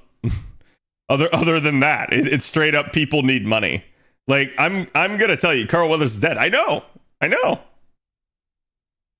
So it's like I feel like at this point, probably a lot of like Hollywood actors, especially if they are not the most successful ones, are just straight up hurting for money. Like I feel like the most successful ones still get all sorts of why did I do this? Still get all sorts of deals and don't necessarily have to like worry too much. But I feel like the like middle tier and lower are all just struggle bussing hard. Top Gun 3 doesn't need to happen either. No, I'll tell you what. I want Top Gun 3 to happen, but I don't need Tom Cruise to be in it. Like I feel like the Top Gun concept is great and I love those types of movies. I just like Tom Cruise does not have to be the centerpiece in them. Cad, what's Adam's funniest movie?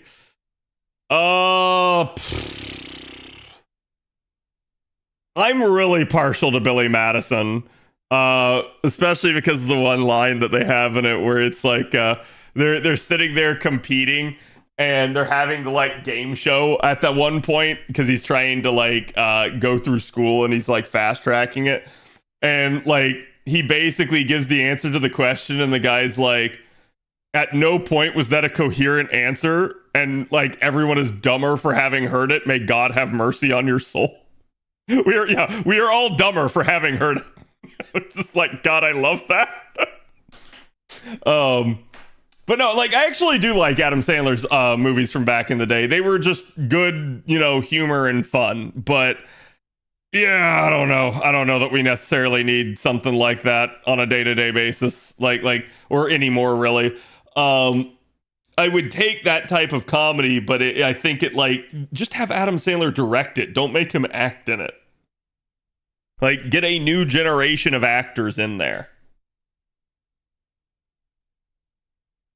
I'm glad I called that guy. Yes.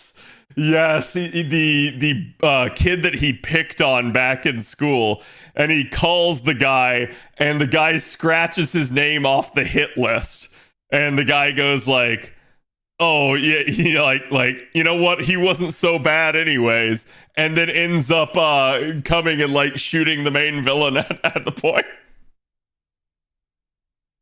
I like Billy Madison and Happy Gilmore. They're both hilarious. They are. They really are. They're great.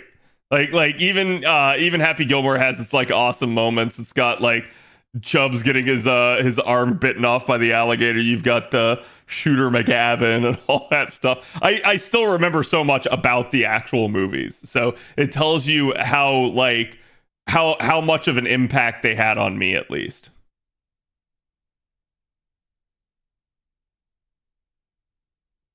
What was Norm's character? Himself. I don't remember actually in a weird way. I do remember Norm Macdonald was in it. I just don't remember who the hell he was. The price is wrong, bitch. You eat shit for breakfast? No. I do also like Big Daddy, Little Nicky. Like again, there was a period of time where Adam Sandler just was making good comedy movies, and they were awesome.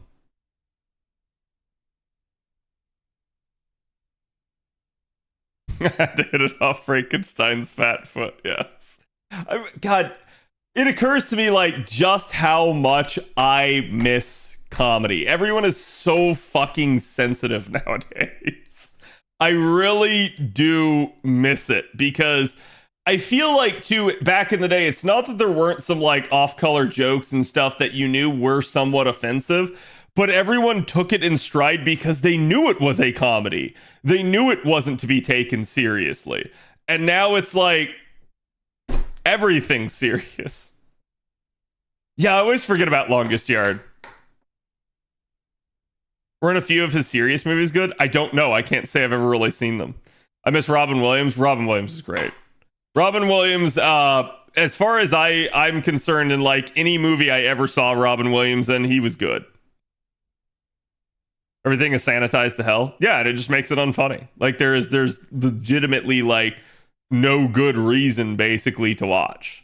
And I think that's a huge problem with Hollywood in general nowadays. It's like they're just not making like content that people actually care about. And like it's the same thing for me. Like if I go to Netflix and I look, like 90% of the like stuff that comes out is not something I would ever care about. Like it's not even remotely interesting. It's not even if I were bored, I would watch this. I straight up will not watch it because I have zero interest in it. It is not a subject matter that appeals to me. And I think that's kind of wild that that's gotten to that point.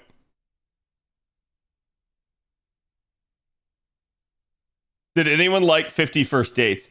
I remember watching it. I remember thinking it was okay. I don't remember thinking that it was like one of his best ones or anything like that. Miss Doubtfire was good. It was.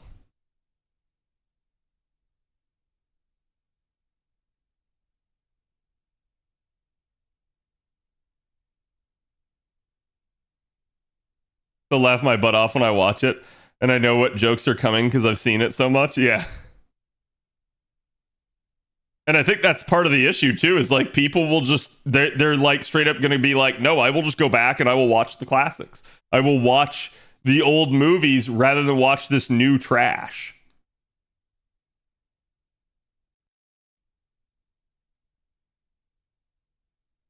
Not something I'd go back and rewatch. Yeah. Jumanji's great. I usually leave the TV channel on Sci-Fi for the dogs, and Sci-Fi in a weird way is like one of the best movie channels on television right now. I have no idea why. I just know it's run by nerds, and they straight up just start putting in like interesting movies that they like to watch. So in the weird way, like it's full of stuff that I also want to watch. And like Jumanji was on it for a while there, and I just like yeah, just getting to see like some of these old movies, and I'm like, oh yeah, I forgot about this movie. This is really a good movie.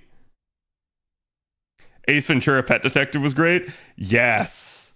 Oh my god, like I used to love the old um God, what's his name? I can literally see his face. He's in Sonic. Why can I not come up with his name? Jim Carrey, thank you. Oh my god, my brain just could not actually process that.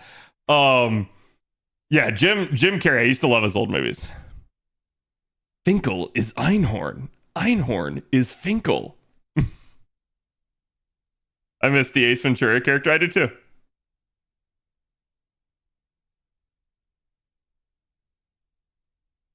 entertainment industry has gone down the toilet. I watch old shows and movies.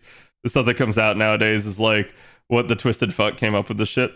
Well, like I said, most of the time I watch anime at this point. I do occasionally watch Western shows, but it's only the shows that I care about. I will not watch shows that I have zero interest in. And if I am truly bored, I might take my chance on like one or two shows that were like on the fringe of something where it's like, it sounds like a intriguing concept, but I'm not really that interested in it. That's where it'll get me. But it's like beyond that, I just won't watch. I will just straight up like go do something else. Isn't Sci-Fi the horror movie science fiction channel? It still has a ton of horror on it. That's where I'm like, what the hell? I don't know why they run so much horror. Like if it were science fiction horror, I'd get it. But interestingly enough, Sci-Fi does not run a lot of science. Like it runs a lot of fiction. So it's really funny in that regard.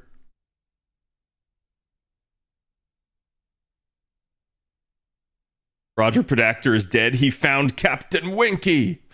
Yes. I did just recently watch Godzilla -1, and it was actually really good.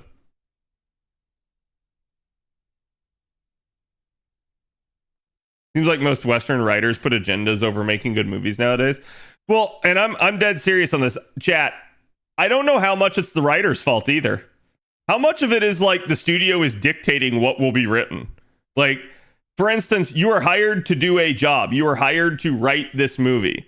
And then you literally get told that you need to, you know, like what was the South Park episode with Kathleen Kennedy? You got to put a chicken and make her lame and gay, right? Like straight up, you never know when there is just an agenda being pushed by someone even higher up the chain.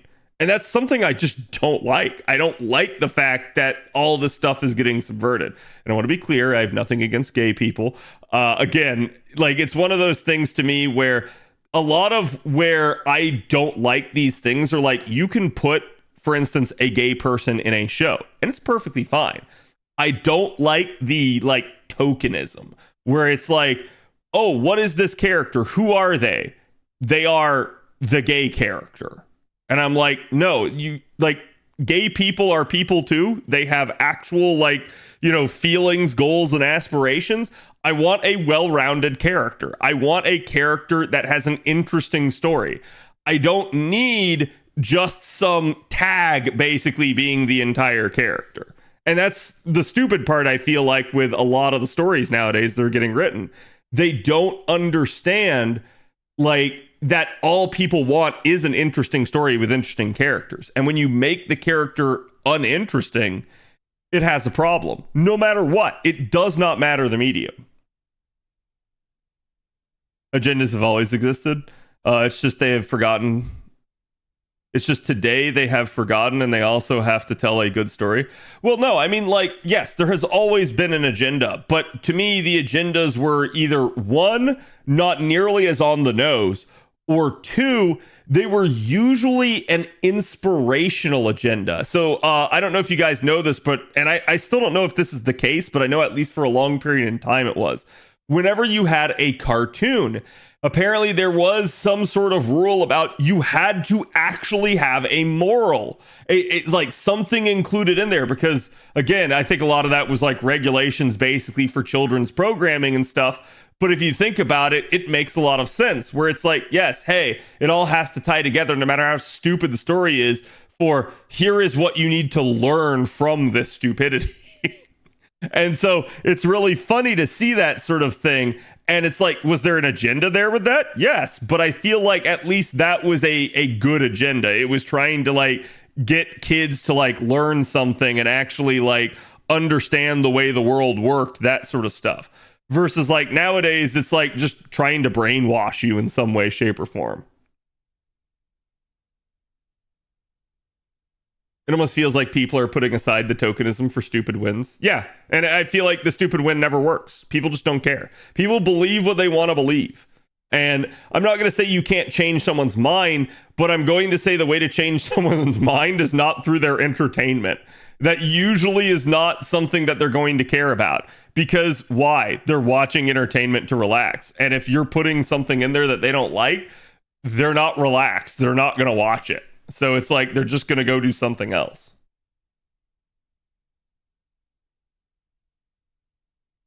And I also feel like part of this problem too is because like someone was saying earlier that like all the comedy is sanitized now.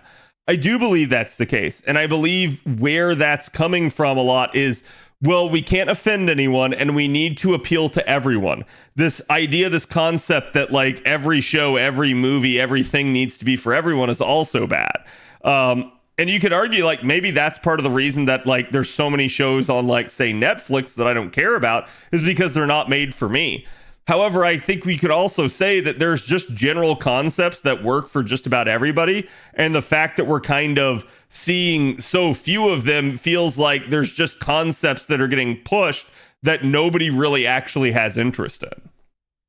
Or if there is some segment of the population that does, that it's a very small segment. '80s cartoons would be nothing more than glorified Tory commercials? Yeah, I believe that.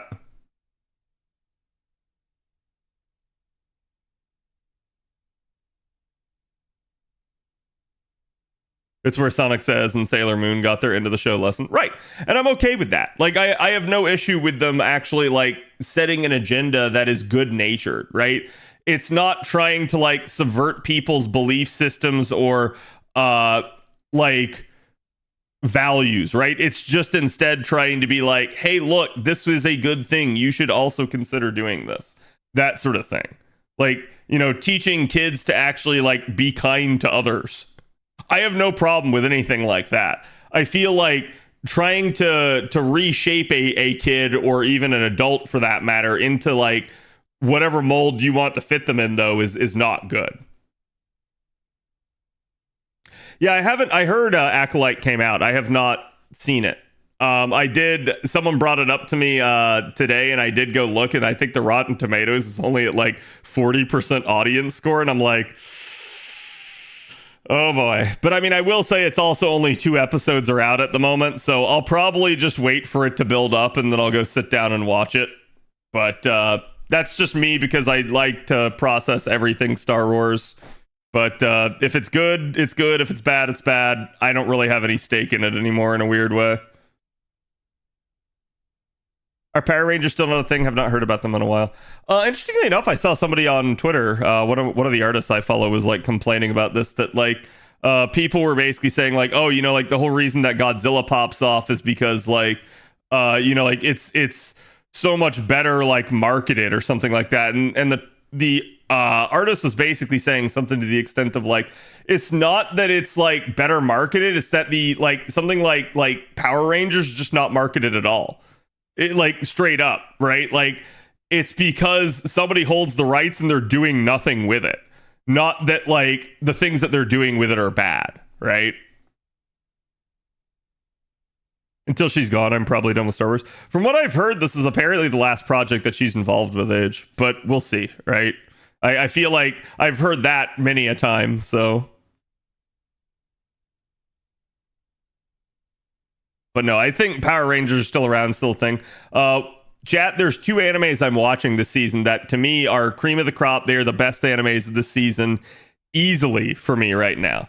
The first is Kaiju number 8, and the second is, and it's localized terribly, but it's Go Go Loser Ranger. So I know that's not the official Japanese name of it, but the show itself is actually just really good and interesting. But those 2 are like the ones that like I'm really enjoying. And so again, I didn't grow up with like Sentai or anything like that, but I just really enjoy the actual like concept going on with that anime.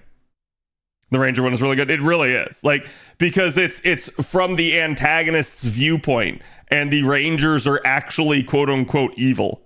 So it's really like interesting to see.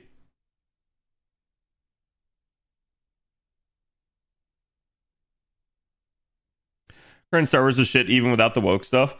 I guess it depends on like what you mean, because I've definitely seen some of the newer stuff that has come out and thought it was good. For instance, I really liked Andor. I really liked the first 2 seasons of Mandalorian.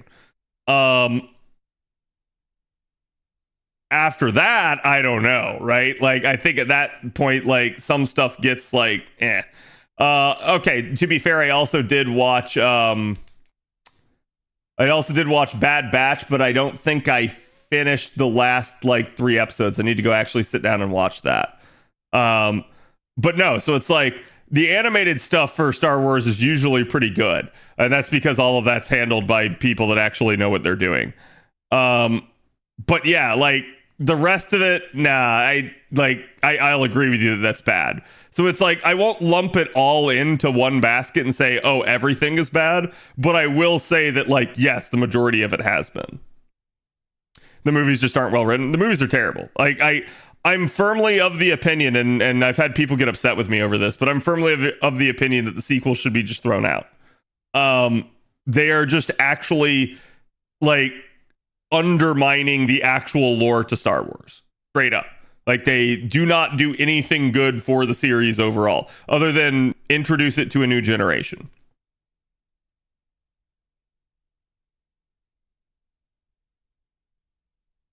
Should have stopped after 2. No, I mean, I'm okay with them continuing it. I think the only problem with season 3 is apparently where Kathleen Kennedy got involved again. So, like I said, you knew we were in trouble when the writers for season 3, before it even came out, said, yeah, now anyone can be the Mandalorian.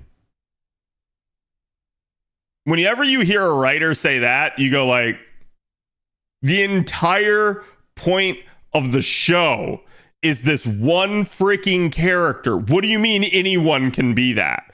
Like, that just already tells you that the writer just does not know what they're doing. And that may be because they're just towing the line and they're regurgitating the stuff that's getting told to them. But it may also just be the fact that, like, no, they just actually are being subversive and they don't actually want to tell the story the way it was supposed to be told. Episode 4 was great. What do you mean? You mean like A New Hope? Sure. I'm talking about the sequels. Unless you're meaning that the sequels are the sequels to the prequels. AKA the OG trilogy. Hey guys, it's me, Ray Mandalorian, yeah. Well, Ray Mandalorian can go get in her DeLorean. And again, I'm going to say this. It's not the actor's fault. It's 100% the writers. The writers just did a terrible job. Ked, don't you know that Anakin blew up the Death Star? I mean, like, to a degree, he did, right? Like low key, Anakin actually did, at least with the second one. But the ending of season 2 of Mando was epic. It's hard to top that. Oh yeah, no, I'm not going to argue that. I'm just saying that, like, it could have been perfectly fine to keep telling more, but yeah, Mando's in trouble because not only did they screw the pooch with season 3. But now Carl Weathers is also passed. So, like, you lose that character or you have to replace that character. So it is not gonna go well, I suspect, for them. But I'm not gonna say they can't salvage it. I think they can. But I think the best thing that they're doing right now is that I believe Mando is on hold until they do the movie. So that will probably help things a lot. And again, like, Mando season 3 is this, like, ambiguous season where they may be doing it all for a reason and it may all tie back together and we may like it in the end, but it doesn't mean you enjoyed the journey, right? Like, it doesn't make season 3 actually good still. It's still just going to be one of those things where, like, I think it's going to be a season that people will just look back at and be like, yeah, this was not as good as the first 2. They need to move on from Grogu and find another path. No, I mean, I'm okay with them still having Grogu, but I'd say that, like, if they were going to have Grogu, they needed to do more with actually developing him, right? I do feel like Grogu at this point has just become mascot material. So that is definitely an issue with the show. If they replace Weathers, the new actor can't take off his helmet. I mean, I'm okay with it, right? Like, I'm somebody that at least understands that, like, shit happens, right? Like, real life happens, people die, and sometimes you got to replace an actor. I'm okay with it as long as the actor tries to do the role justice, right? It's when they don't do the role justice, or when the actor was like canned for some stupid reason, that I'm like, no, this is dumb. I don't want to see this. So, like, for instance, with The Witcher. But The Witcher, you could say the same thing. The problem with The Witcher was season 3. Season 3 just became all about the side cast and not The Witcher himself. So, kind of the problem with it.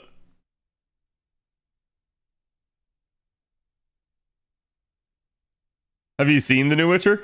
Okay, so, like, in actuality, I don't feel like he looks bad.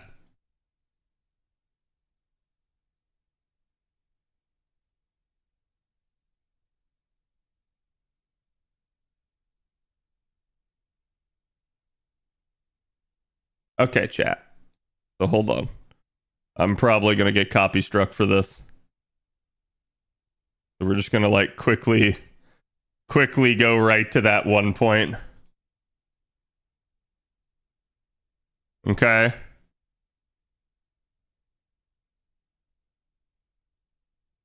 So like, I straight up do not think this looks bad. I think he actually looks the part. I actually think that this is like good. However, I'm gonna tell you right now. Yeah, this is God, you said Chris Hemsworth and now my brain can't think of it, but it is his brother, and I'm trying to remember what his fucking name is. Because this is our first Liam, yeah. Liam Hemsworth. And so this is our first like look at him actually in the Witcher costume. Now, here's what I'm gonna say, chat. The problem is, even if he looks the part, the second he speaks, he's going to sound different. He's going to sound different, and that's going to take some getting used to. His mannerisms will also be slightly different. That's going to take some getting used to. So, like, it's going to become a problem for them because basically it's not that you are replacing a side character. You are replacing the main character of the show, the protagonist. That is a uphill battle that you are going to have to fight. You are really going to have to sell him, which means that the writers are actually going to have to do their job and really follow the material and really try to sell him hard. And you know, they're not going to. So I think it's just dead on arrival. I'll probably end up watching it out of morbid curiosity and because I'm a sucker for fantasy, but I just do not think that season 4 will have anything good to show for it. And I believe I've heard that after season 4 the show is canceled already, but I may be incorrect on that. I could have sworn I remember seeing that.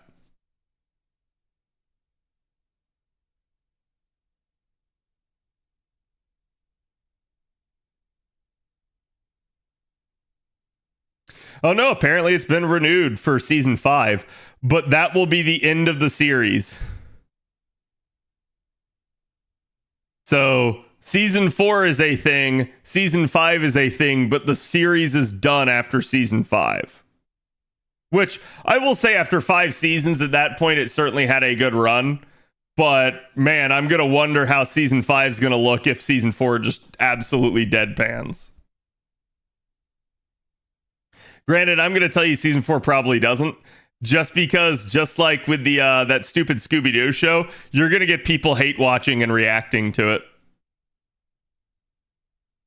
It'd be like trying to replace Robert Downey Jr. as Tony Stark. You can do that. So people will say that you can't. You can do that. How do you do it, though? You have to literally reboot the whole fucking franchise. That's the only way. Like, you have to say, you know what? We're starting over from scratch. This is the new Iron Man. This is the new Spider-Man. This is the new, you know, and just like keep going down the list. But that's the only way. You cannot, in the same like show and or generation, replace the actor. Not without exigent circumstances. And I feel like, you know, that happened in a couple of the cases with Marvel, but in almost all of them, it was like, yeah, the actor got in some sort of like criminal trouble or something like that. With a couple exceptions. And usually it's those exceptions are the problem that people have. Yeah, it has to be a new continuity.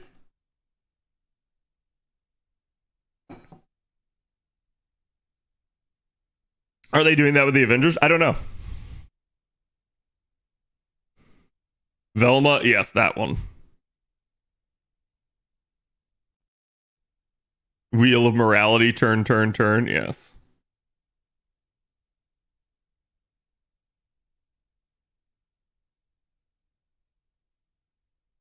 When is WB replacing Ezra Miller? I have no idea.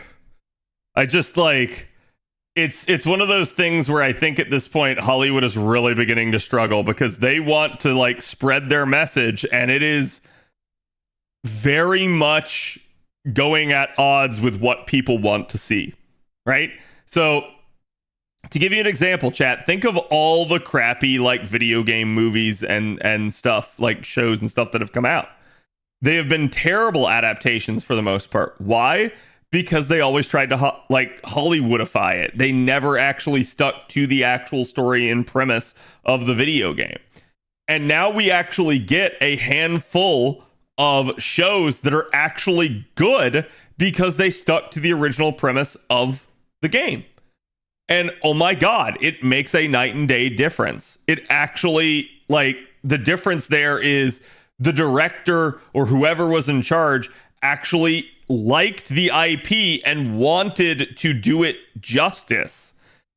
And all of a sudden, when you get somebody in a high up role that actually does care, it makes all the difference in the world. You actually get a faithful adaptation, and it's not trash. It doesn't mean it's perfect. It doesn't mean it doesn't have issues, but it does mean it's a lot better than, like, for instance, the Halo series, where, dear Lord, they were encouraged not to play the games. They were encouraged to totally ignore the existing lore. And you're like, well, listen, I don't know what you're supposed to do in that scenario. Mr. Cheeks in Halo, exactly.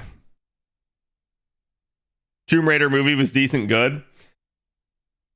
They're watchable. Like I will certainly say that. Like in the same way that so for instance, chat, how do you guys feel about the Doom movie? Okay, so Doom, Doom. The one with The Rock and Carl Urban.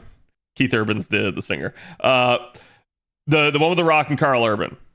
I liked it. Yeah, so I actually enjoyed the movie. It was an okay watch. It's a popcorn flick. Yeah, it's just like, it's dumb action and it's good. It is a terrible adaptation of the game, but it is still a watchable movie. That's kind of how I feel about like a lot of the like Tomb Raider and Resident Evil movies and stuff like that. For the most part, they are not faithful adaptations, but they are still watchable and they are okay because they're not subversive. They don't at least totally undermine the work. They are just something where it's entertaining nonetheless. But yeah, that's, I think, the problem that you have with a lot of these. Versus, like, again, you get something like the Halo movie and you're like, what the hell? Or not movie, a show. Or again, the Warcraft movie, where it's just like, what the hell am I watching? This has nothing to do with the original premise. I admit the first one as a horror movie was nice. Like, I am okay. Wait, did I hit Bond 11 with her right there? I think I did. So now I have to actually go Bond grill her. Like again, I have no problem with watching, say, the Resident Evil movies, but the Resident Evil movies are like shoot 'em up action, which is like a far cry from the way most of the games are played, right? So in that regard, I don't feel like they actually do it justice. The storyline is also distinctly different, but I'm okay with it, right? In a weird way, I'm okay with it. So all right, now chat, now I have a hot take. The hot take is I actually enjoyed the Resident Evil Netflix show. And I wouldn't have minded it getting a season 2. So, you've been okay. Yeah. So, like, hear me out on this. It totally, absolutely bastardized Resident Evil to a degree. But I could accept it as, just like with the movies, it was just its own timeline. It was its own retelling of a different sort of story. However, the problem that they had with that show that doomed them was that they straight up sat there and said, this is going to be the most faithful rendition of like Resident Evil ever. And it just absolutely wasn't. The fact that they actually had the balls to come out and claim that and it wasn't is what doomed that show. Because I feel like if they hadn't, and they had actually just sat there and said, you know what, this is just another Resident Evil spinoff, people would have watched it and they probably would have not gone in with like a preconceived notion, and they would have just been like, all right, it's all right. Did they really say that? Yes, they really said that. Because how that show basically ends up working is it basically ends up as like almost a high school drama of like, here's what happens when the T virus infects an entire high school. And it's, in a weird way, it's entertaining. It's actually like interesting.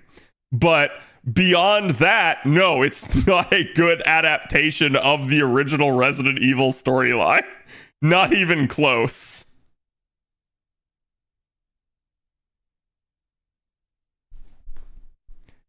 The plot shit as well. The plot has holes, but I still enjoyed it. Netflix directors don't ruin a beloved franchise, challenge level impossible. Yeah. Well, it's why, like, again, like, whenever you hear that one of these, like Amazon or Netflix is getting a new thing, your immediate question is, all right, but who's directing it? Who's writing it? You don't really care who acts in it. It's straight up always down to whoever is directing and writing it as to whether or not it will be a good thing.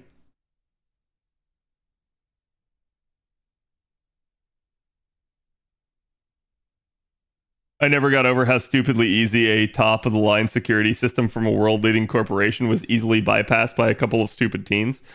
Well, I mean, to be fair, one of them was quote unquote a hacker, right? So hear me out on this. You can judge them for that, but then you also, if you're going to judge that show for that, must also equally judge every other show that has ever shown a hacker, pretty much. Like, straight up. Because hacking in like movies is always like, I type really fast and words and numbers go by on the screen, and that's how you know that I'm a hacker, man. Like, every fucking time. It is not realistic depictions of how hacking actually goes. But in that regard, like, yeah, like, I'm gonna say part of the reason they were able to do what they were doing is because they were the daughters of Wesker. So they actually had like some easy access to some stuff like key cards and shit. But I agree, yeah, it's full of plot holes. It definitely has some issues. But I still actually, so hear me out, chat. I still really liked Wesker. I really liked how the actor portrayed him. Was it canonical? No. But I did, like, that was straight up my favorite character. Like 100%.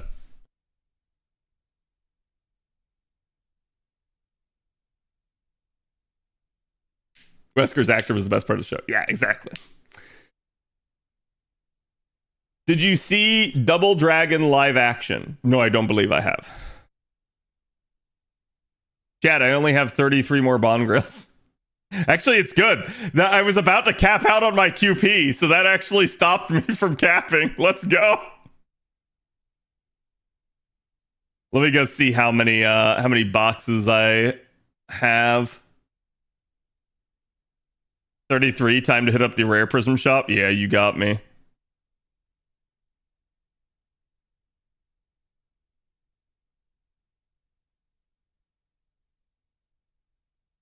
We got 36 more. That should be enough. That is definitely enough. Yes, now I have 104 of these things. So now I could probably stop appling through the whole event. Which again, like, I didn't really need to, but like I was saying, it's just really good for me due to the Dragon Reverse scales, because this was something that I had been trying to really get ahead on, because it had been sort of a problem.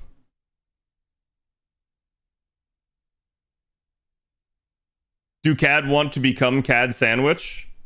Perhaps.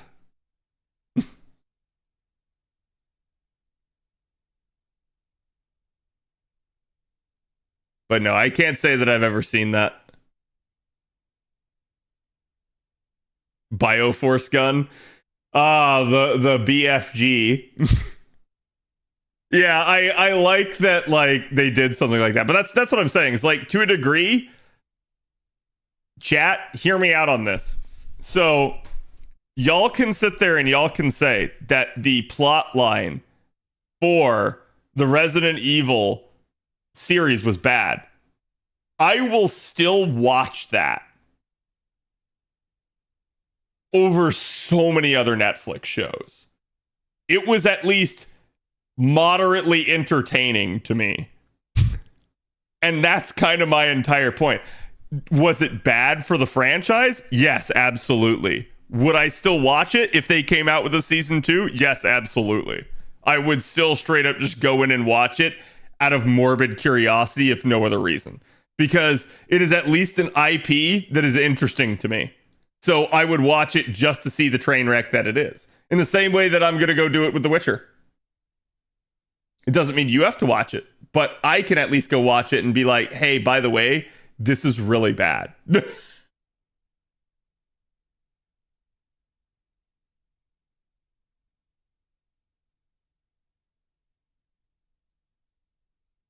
Has anyone seen the Parasite series? Is it any good? I have not. I don't really want to. If it wasn't a franchise I actually somewhat cared about, I wouldn't have near as much of a problem with it, honestly. And that's usually what I do. Usually, like, it's the same reason why the Doom movie didn't bother me. It's like, I'm just willing to check it at the door if it's not, like, one of my main ones. And say, like, while I am interested in this franchise, I don't really, like, care overall. And it is fun to still see, like, how someone adapts it. And it always ends up being bad. At least normally, right? Like I said, the pleasant surprise that I've had lately was the actual Fallout movie. I actually thought that was pretty, or sorry, not movie, show. I actually thought that was pretty good.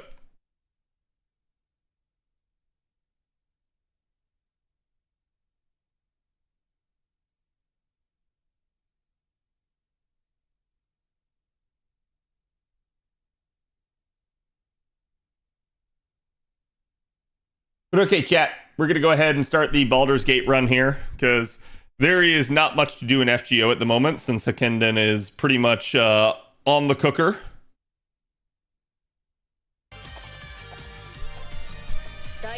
What about Castlevania? So, the reason Castlevania pisses me off is because of how good the first 3 seasons were. When I can see the heights of which a show can rise to, and then I see how, like, squandered it gets, that's where I, like, get pissed. I do not like watching the same crap happen. So, like, for instance, the Resident Evil show was bad because it was just some slop that someone else wrote that was not staying true to Resident Evil. The new Castlevania series is bad because they actually tried to subvert it and stick their agendas in it. That's what I don't like about that one. It is just not good.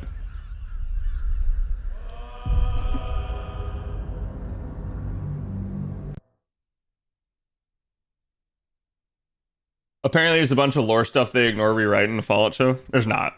That's usually a lot of salty people trying to make up crap about it. Like, there is lore that has changed over the years in Fallout, and it has literally, like, every single game that has come out has changed the lore. Fallout 1 had the original lore, Fallout 2 changed the lore again, Fallout 3 changed the lore again, Fallout 4 changed the lore again. So, it's kind of a thing. But, I think the big thing that everyone is upset about is they do have a typo in the show on one of the dates, and that is acknowledged by the actual creators that, like, hey, yeah, we messed that up. We got the date wrong by a factor of 10. So it's like they were off by 10 years. And they're like, we accidentally just put the wrong date in there. It should have been, like, I think it's 2277 is the date that they have, and it's like it actually should be 2287. And that's it. And, like, everything else is just people wanting to hate on the show because, again, like, they either don't like Bethesda or they don't like basically their more recent take on the Fallout series. They admitted that? Yeah. Yeah, straight up. That's what I'm saying. Like, to be fair, they admitted it on Twitter. So that's one of those deals where it's like, yeah, if you don't actually see that, you're not going to know. But definitely, I feel like a lot of people have not spread that they actually admitted it and just keep trying to, like, dick ride the hate train for it. Screen change? Oh, sorry. Thank you. There you go. So we are in the printing press, and I actually quit out here because I need to... Oh, you've returned. Ready to serve some Discord? Discord mentioned. How delightful. It is a talking printing press, chat. Okay, I had to reload because I immediately clicked out of this because I was doing it on the wrong character, and the game then wouldn't let me give it anything. Like I physically could not give it the actual like story. So this is me replacing the story. And actually, you know what? I actually don't want to do this. This may bug it again. But I did, after quitting out and right before stream, go look and see. And there is actually apparently a better solution to this. So let me pull that up on the side here real fast.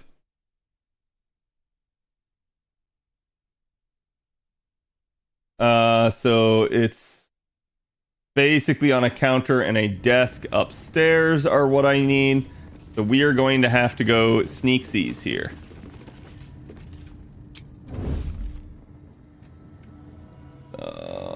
Where is there it is.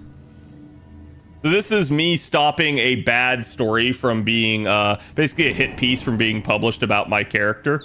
It actually does affect your reputation in the city. And again, this is Act 3 if you guys have never seen it.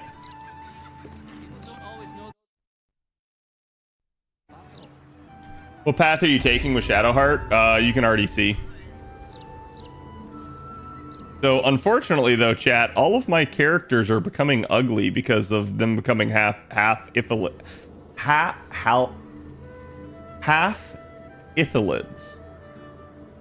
Wow, I can't say that. Holy shit. I can't say the word half. I only say it H-A-F. I don't pronounce the L. What is wrong with me? Does anyone pronounce the L when they say half? Like, I feel like this is a me thing suddenly. No one.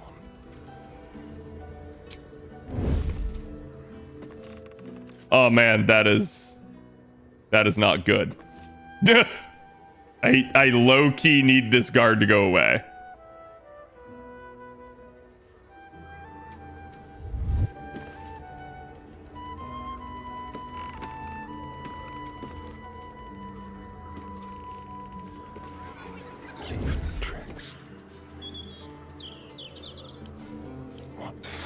We're gonna lockpick this.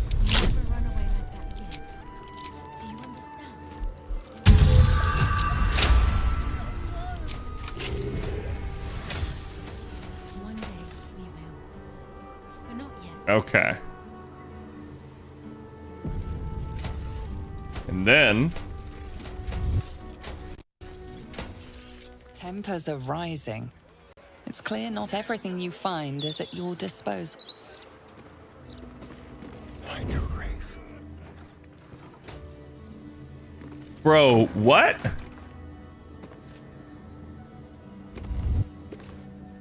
Not for communal use, it seems.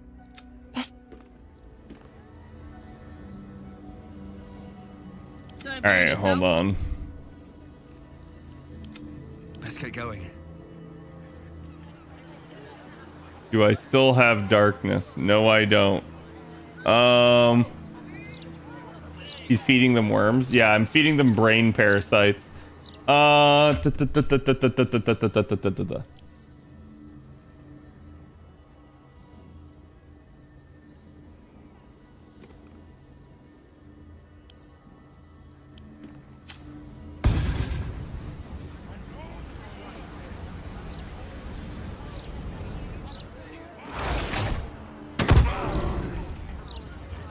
Someone there.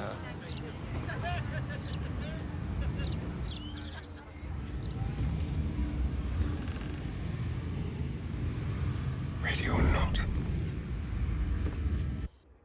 Okay, Jesus. So here's what I'm gonna do. Let's get everybody off. And then we're gonna split the party, as we shouldn't.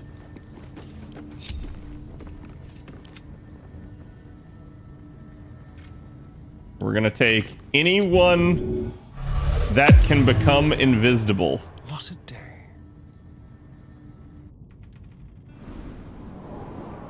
Because basically I'm gonna end up triggering a battle here and getting like kicked out if I don't handle this correctly.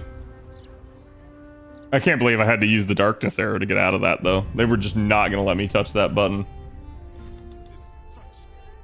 Okay, so this is the entrance, and also hold on chat, it's being a little laggy because I got OBS open. There we go, that's much better. So where the guide was saying is, I believe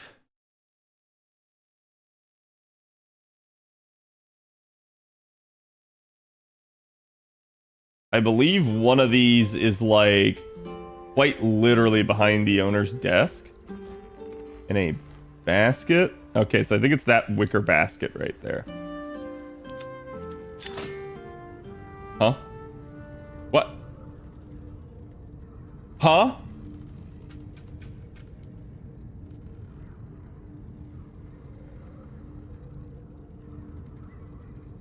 Okay. I don't know how he didn't write it up, but he didn't.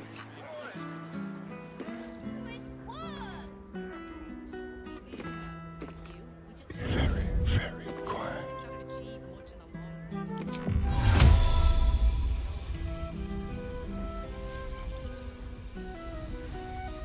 Invisibility.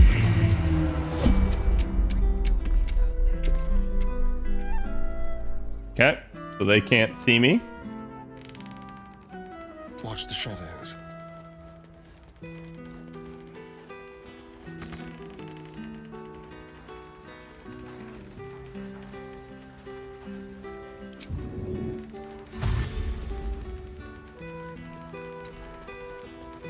Casually going invisible in front of 3 people. Yep.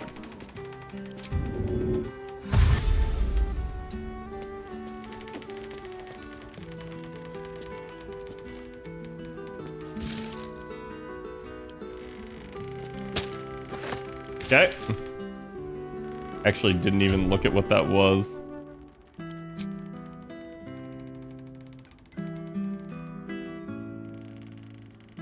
Yeah, okay, so this is actually the good one.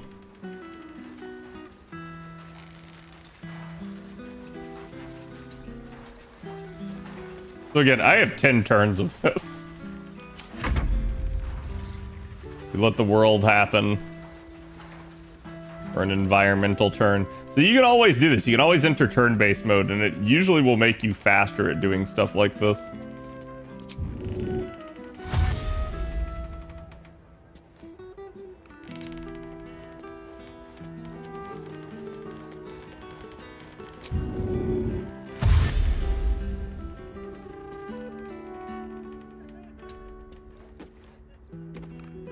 Can I close this? Now that it's open, I don't think I can close it. There's like nothing to actually click on to close the elevator door. Maybe if I touch the lever, it will.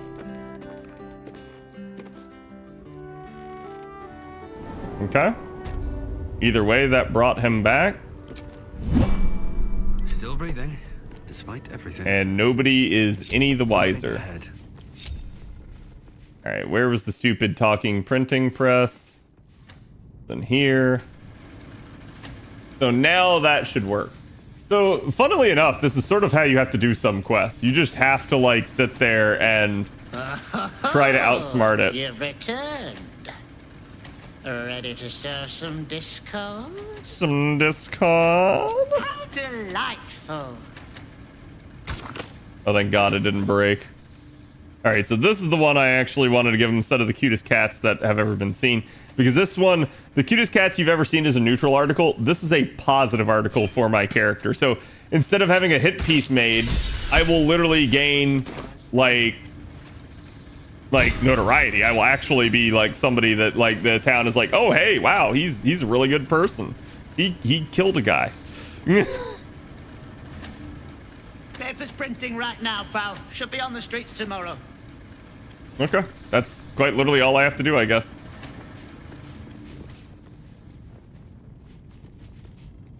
Which is funny, because...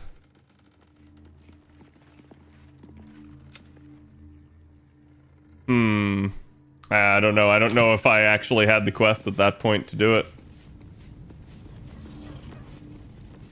I can say everybody's got to get on the elevator now. So this could result in me getting arrested. Karlak. Making me sweat. Yeah, you're making me sweat. Get on the elevator. Karlak, get on the elevator! Oh my god, now there's two of you. I'm ready. Traitorous turncoats. Hey, good looking. What act did I start eating worms? Those Act 1. whirlwinds, not as bad as it could have.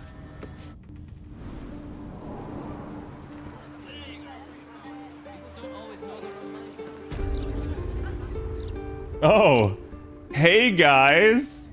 How's it Just going? on my way.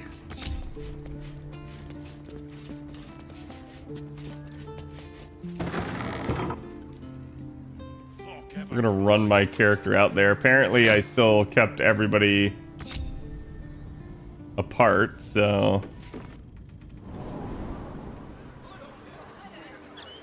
Going rough, I need more doggos. I think you'll get it after reset, because I think the next rung of the story is gonna get you another dog.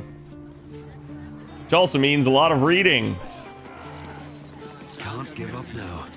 Have to keep going. Okay, so now we did it. We got in there, we replaced the story. And like I said, I don't even think I have to talk to the dude, because he'll threaten to do a hit piece on me, and then I'll just be like, yeah, well, whatever, it's not gonna run anyways. Oh god, I don't want to deal with Leroican. He's another boss in and of himself. I have never done Khadroth's Palace, so I have no idea if like it's immediately going to lead to combat or not. Because the whole premise on what I'm trying to do right now, chat, is I am trying to get to max level. I am level 11. I have 20,000 experience I have to get. And at that point, I will be at level 12, and I can start just basically doing the bare minimum of the bosses that I actually need to do in this act. I haven't done much in the way of purchasing better gear. I probably should, but it be what it be.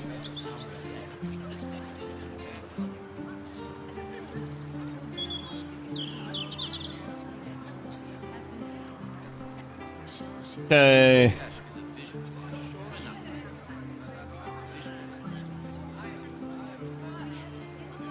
Talk to Wolbrin to get another rune powder bomb. Wait, where's Wolbrin?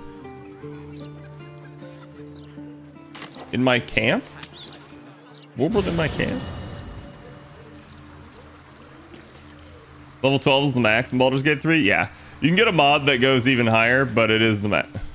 Why is there another blood note? I swear I already picked this up.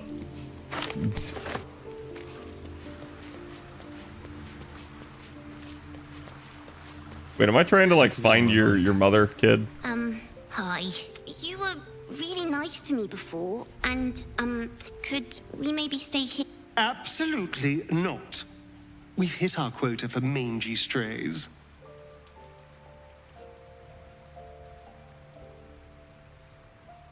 Of course you can stay. Yes!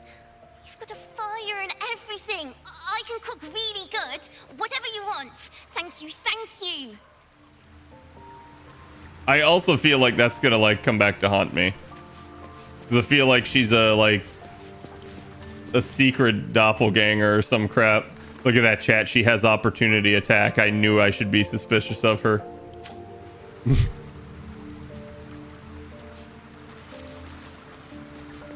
don't know where anyone else is. Come to bask in the glow of the Moon Maiden's sword? Be most welcome. Uh-huh. Keeping very well, I hope? Uh-huh.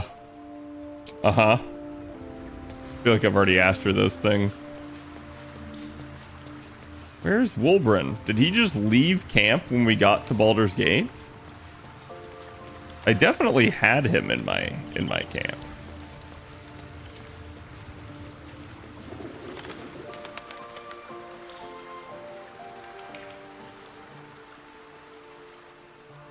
Okay, Gale's still doing good. He's still profusely bleeding, but like, he's fine.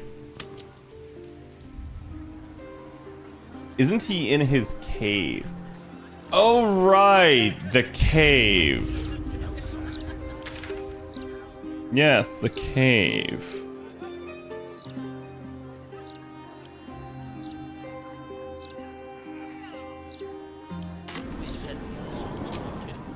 Go to a different region.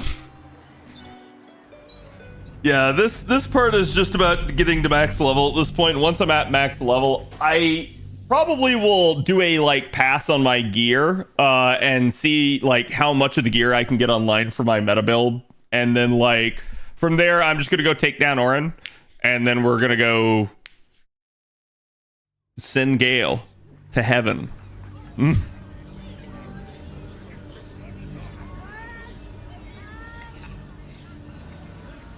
As he quote-unquote deserves. Gale is going to make the ultimate sacrifice in this campaign, chat. Oh, right, I can't just walk past them, can I? But the only other teleport point is Rivington.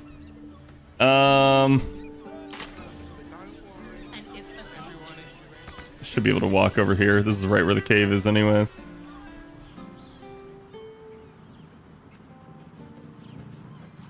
In order to play Baldur's Gate 3 the way D&D is played, you need to install an assload of mods? No? Well, I mean, if you... Okay, so first of all, as like most campaigns don't go to 20, right? Like, so it is a thing. I can understand the mentality of like wanting access to that, but there is like no content in the game that actually like warrants level 20. So that is a thing. From there, even if you wanted level 20, like I said, you can install a mod, but it's just going to take one. You don't have to like install multiple if you don't want.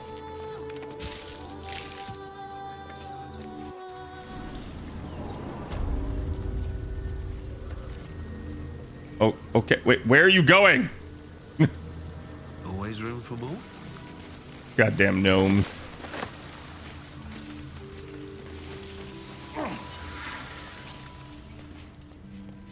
Yeah, I totally forgot there's like their hideout in here. I just basically never went in here. Hasn't forgotten what you did for him at Moonrise.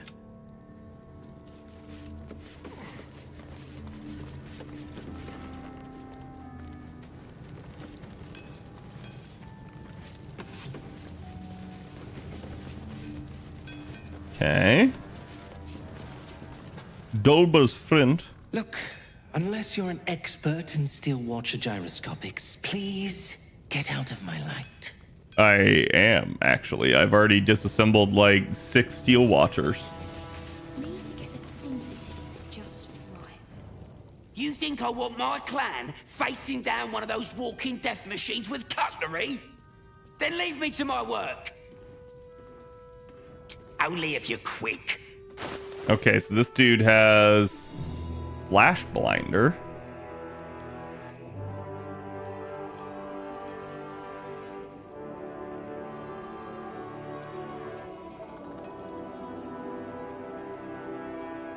Huh, that's actually not that bad because it also has Thunder Wave on it. And it's just 1 to 4 extra thunder damage. But otherwise, I don't think he has very much to offer me. Go ahead and sell that. Hold on. Balance the offer. There we go. Now they did not add all the subclasses, races, and sub-races either, though.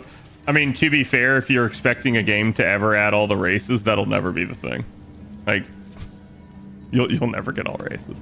The reason they don't have all subclasses is because, 1, they did have a limitation as to just how much they can put in a game. And 2, some subclasses just don't work well. So I kind of understand it. There have been mods that will add some of those subclasses back, But yeah, I'm not gonna blame it. Do I wish there were more? Sure. That is definitely a thing. I should speak up. Hello, Wilburn. Good to see you. Wasn't sure you'd make it to the city. Regretting it yet? I spent a lot of time thinking of worst-case scenarios while I was locked in that cell you plucked me out of at Moonrise. I didn't imagine anything as bad as this. The Gondians have handed Enver I saw they Gortash did not have the means Hexblade to bring Warlock. about You the can end of basically play liberty in Hexblade Baldur's Warlock Gate. though. And the citizens have rolled out the red carpet for the new tyrant. Resistance fighters, Like, some of the are stuff few they have and changed. far between. My iron hands, what's left of the Harpers, and you. I hope. Would have been cool to see mounted builds. I agree with that, but I also understand that the maps are not really designed for it.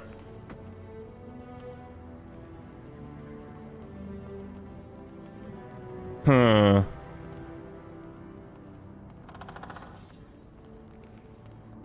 As long as our objective is the same, the reason, but neither of us gets what we want until we deal. The Steel Watch, they're a threat to you, me, and every man, woman, and child in this city.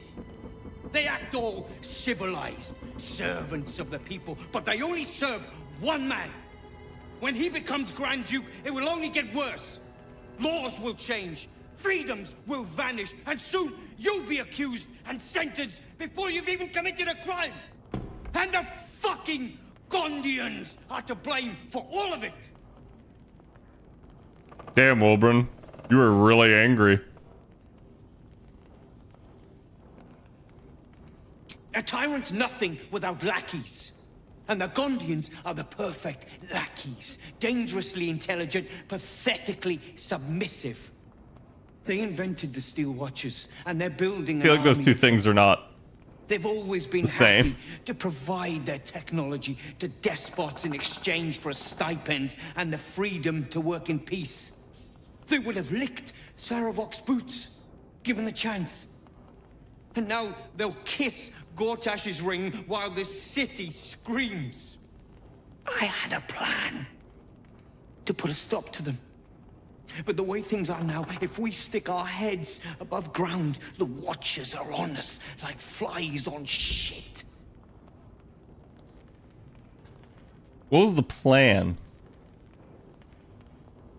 Same as it always is. Eliminate the threat. In this case, the foundry where these atrocities are produced. The Gondians are ingenious, but we're more than equal to them. There's nothing they can build that the Iron Hands can't tear down. I've built something unique for just that purpose. A room powder bomb. First of its kind. 50 wizards high on the weave couldn't summon this kind of firepower. Get the bomb inside So you got that the dank Gondian kush. facility, and boom. Problem solved. Wilburn, please. This is too far. Everyone in the foundry would be killed. Quiet, Barkus. The adults are talking. Wow.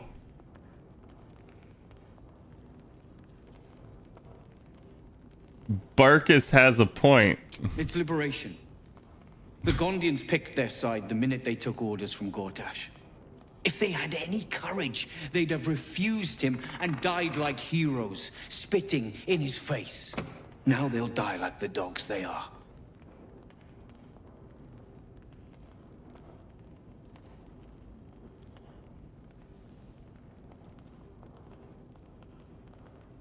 I'm convinced. Give me the bomb. I'll take out the foundry.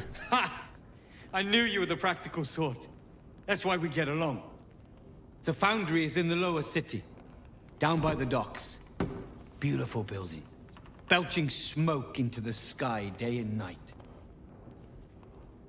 Getting inside won't be easy, but when you do, place the bomb at the heart of the facility. Get yourself back to street level. The streets will be clear of Watchers in no time. All right, sweet. So now we got the bomb from... And now I can also just take what I want, I think. Maybe not. but I at least could from that chest.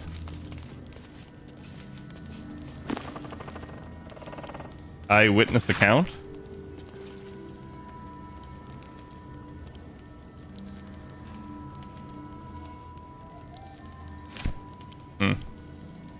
Wait, I have to... So I can read it and it's no crime, but I have to steal it. Locked. But there's no keyhole. Must be a switch or something nearby.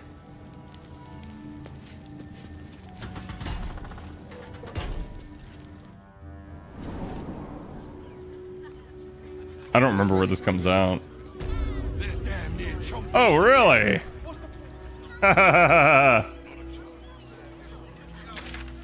That's funny. There's blood here. Not yet dried. And no... Wait, search for the missing pigeons is just at that place? I don't care how big they were. I'll give them a piece of mind. Oh, why is there blood on the roof? There is blood and poop on the roof, chat.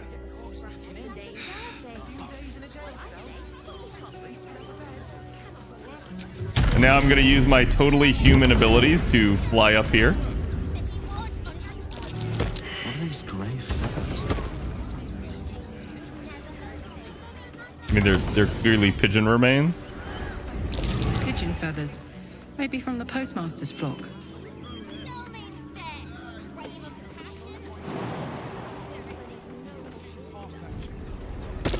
More pigeon remains. Looks like it was dragged toward the temple. Could the missing letters be over there? Wait, what?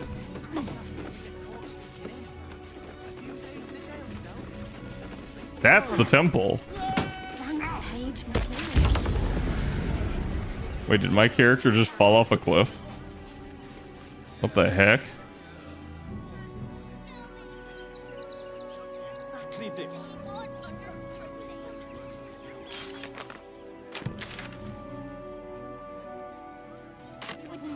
Investigate the open hand temple roof. Okay.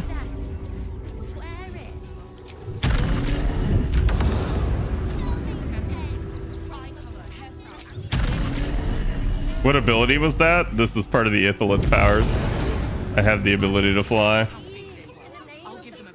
But no, I mean, all I would say about this game is, like, I would not write this game off just because, like, one build or something isn't done it. This game is really fun. Especially if you've played D&D. Postmaster shipment inquiry.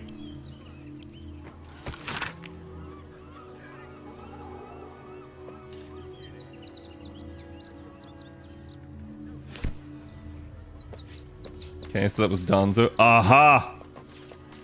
It's a cat. Wait, how was I even supposed to get up here?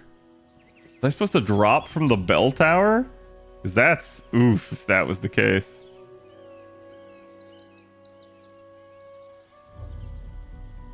Let's come over here. And I might be able to bait the AI. Walking over to this location.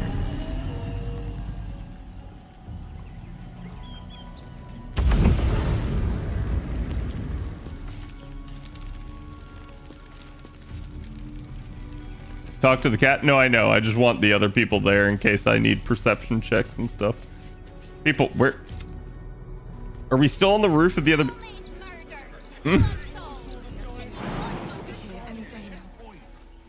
Oh my god.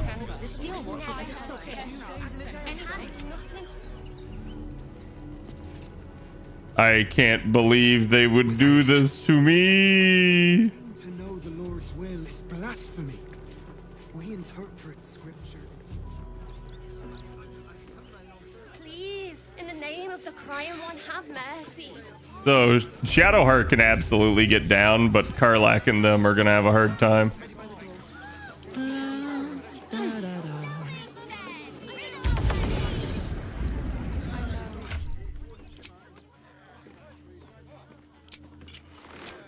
Okay. I love having feather fall on an item.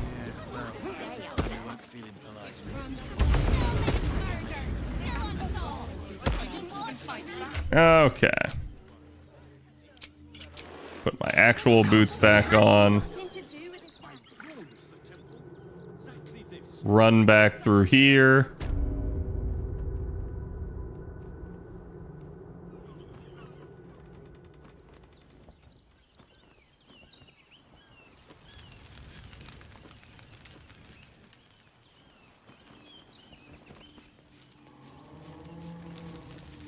And then I should just be able to jump up here.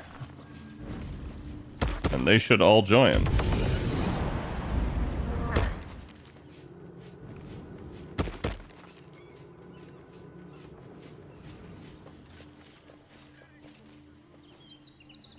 Okay.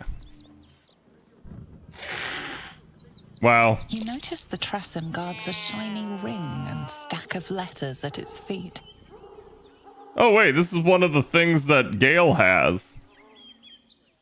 Booga booga.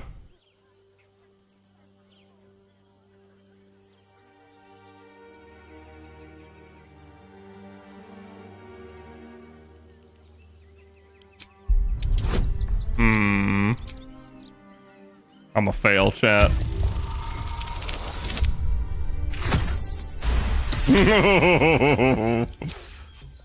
She doesn't seem to mind. You take the ring without so much as a mew. Ring of Blink?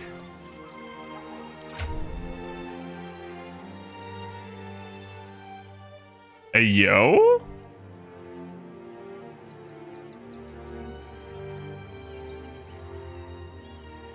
That is not a bad thing to have defensively. I may slap that on someone for combat. That is also the bundle of letters that I needed. It's Gale's cat. Is it? I didn't realize it was the same one. I knew it was the same creature. I didn't realize it was the exact same one.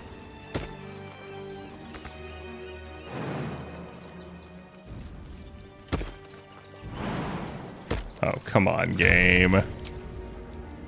I will say, I do feel like you should be able to fall at least a, like, 1 story's height without taking damage. Especially not when it's like, you're not falling, you're jumping down.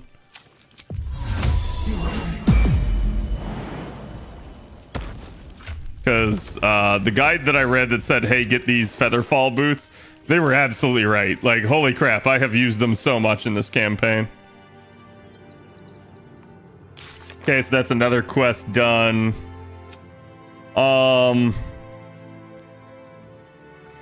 So investigate the murders is definitely one that I haven't managed to finish yet because I need to find a flop house, apparently.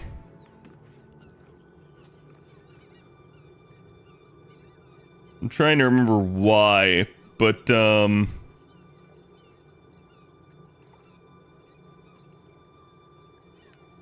I think it's like that's the next thing on the list of stuff to do for investigate the murders.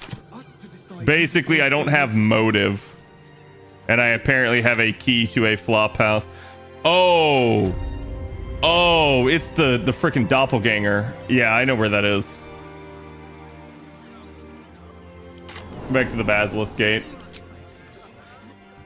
God, I might have to go in there. Oh, I totally forgot that was the thing. Because, like, this is a whole, like, interconnected thing with the Cult of Baal, and you end up finding out that, like, all of them are, like... Well, there's a bunch of doppelgangers running around murdering people.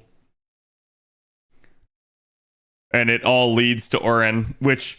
I'm pretty close to actually, like, getting the ability to fight Oren. I just have to get through, I think it's, Saravak? Although I don't remember if you have to fight him or not. I think you can, like, low-key side with him and not have to fight him. But he's an annoying fight, even on, normal mode. That'll be an interesting one. I never wanted the easy path. Okay, so I think it's back over here.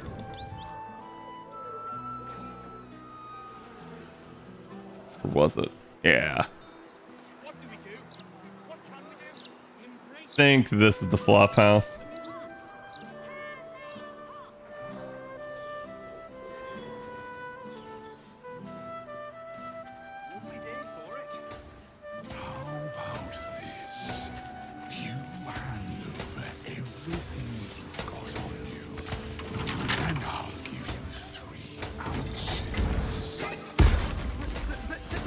Twice what you just said. I'm doing you a favor. You don't want it. It's no scales off my back. You don't want none of this. Trust me. No. It's not what it looks like. I promise. What does it look like? It was half that pretending. We've had supply issues. Take it up with Nine Fingers. She loves it when people complain. Even keep your distance, darling. I feel like there's another way in.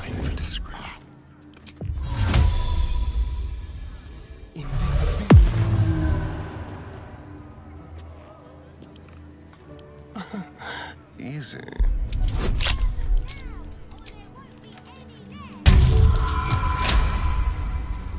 Hey, what up, guys? Thank you for the raid, Fox.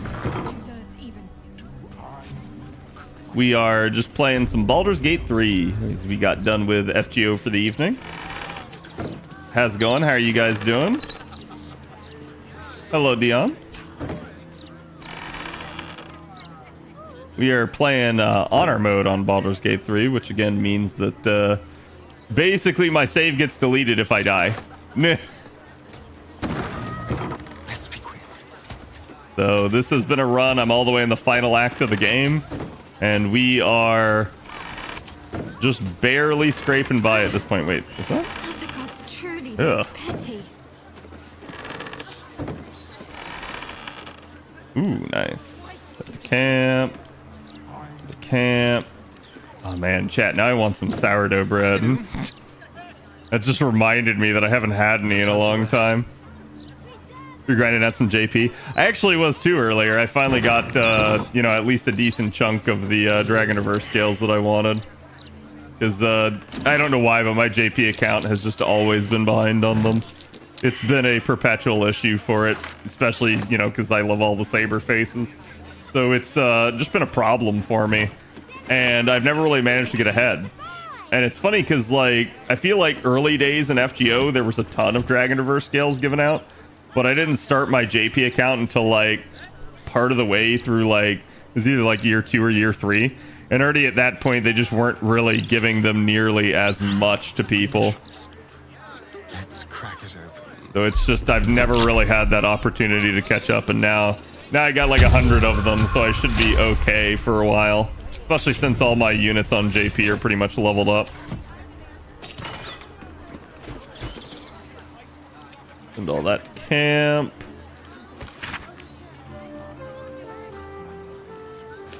Yep. I believe there is... Yeah, I was gonna say, I believe there's a button.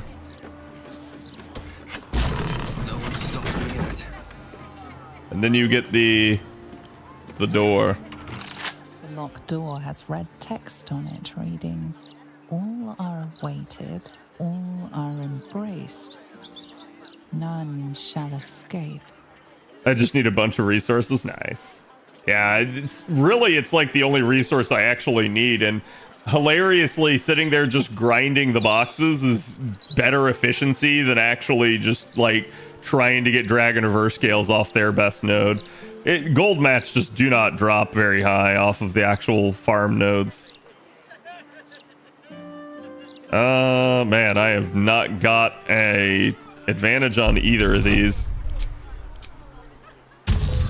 Try my best, but yeah, it's not gonna fly. I'll try the history check. The reddish symbol is vile and repellent, but you're not sure where you've seen it before. The bronze materials are the worst though. No, I mean, like, you need the most bronze materials, but they are usually the easiest to get by far. Usually when you're sitting there running a node, you can get a bunch, but how I end up getting the majority of my bronze materials is actually from lottos, because most of the time they're just, they're like, you usually have an easy time with most bronze and some of the silvers thanks to lottos. Golds, you almost never get out of a lotto unless there's like an exchange ticket. So that ends up making it a little bit more of a problem. There, I can get in here and actually... Oh, lock picking impossible. Never mind. Can I break the door? No, it doesn't have a health value. I think I gotta know the secret password in order to get in that. So maybe this was not the place to go. Do you have knock, though? I do not. Not on any of my characters here. But I don't think knock will let you in there either. At least I don't think. But no, it's usually bronze. I have an easy time with it. I'm ahead on most of my materials in that regard. Even on JP, and JP has been my far less grindy account. Ah, the anti-hag support group poster. Are you Sigma? No, I don't think I am a Sigma man. I do enjoy the Sigma memes, though.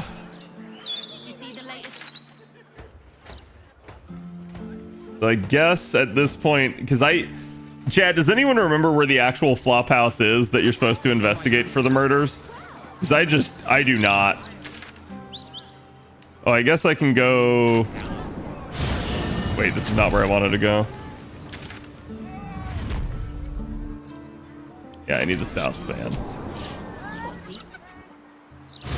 Knock usually solves these problems. Yeah, but I think it's even magically sealed because it's a door that leads to the murder cult. So it's one of those ones where I think you have to actually, like, the door will speak to you when you actually know the password. And when you know the password, you walk up to it, you talk to it, and then you speak to it, and it lets you in. It's like low key. It's the same thing as like the whatchamacallit, the Assassin's Guild and like Skyrim and stuff. For some reason, I cannot remember their name right now.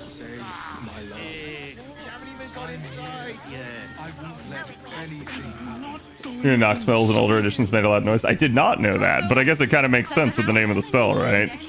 So I assume it is a magical knocking that unlocks it.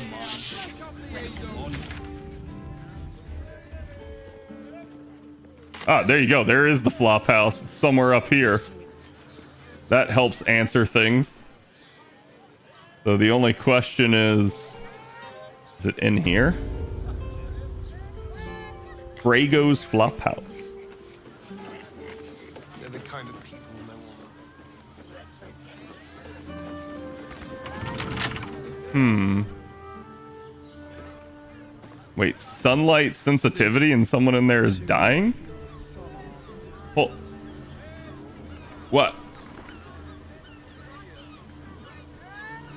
Chad, I don't know if you can see this because it's behind Aurelia, but they're literally in here taking radiant damage because of my moonlight spear.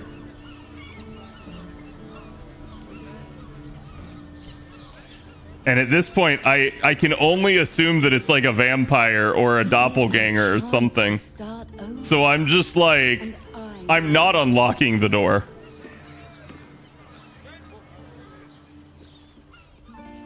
Unless they're managing to actually out-heal it. I don't remember this place, though. Watch your back. A crooked touch.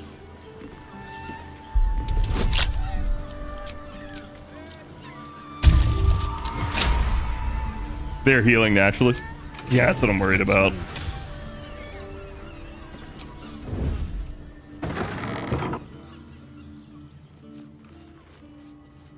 What do we have here?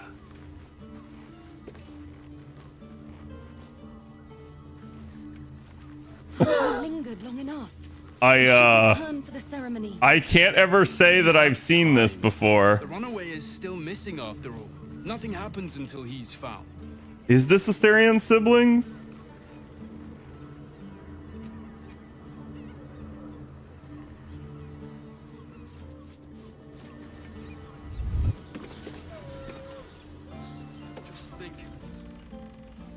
reckon, lad? You trust these steel watcher thingamajigs? Aye, I'll second that. Trust them about as far as you can throw them, chat. Them, but what happens when they build something else to do that? It's no good, I tell you. Aye.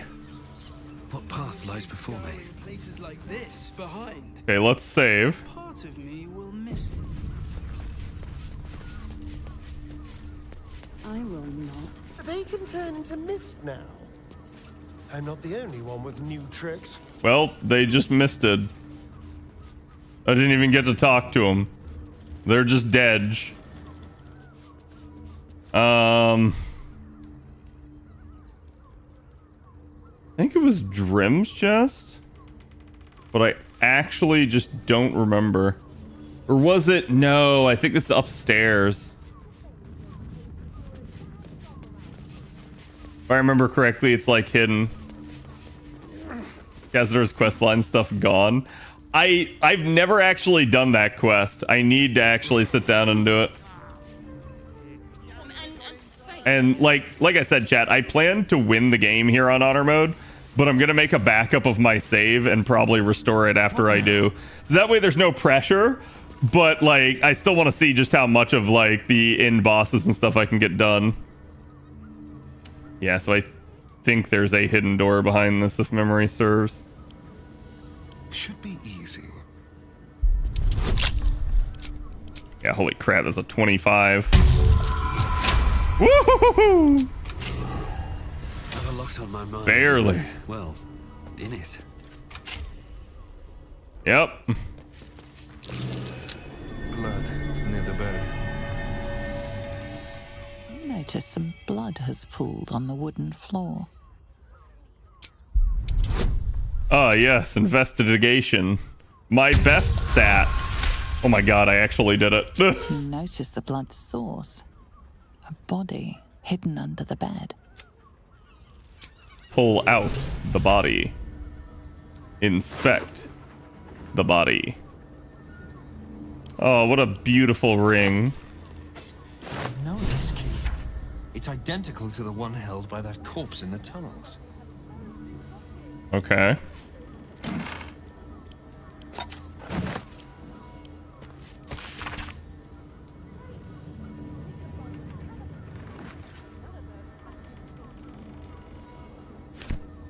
Okay.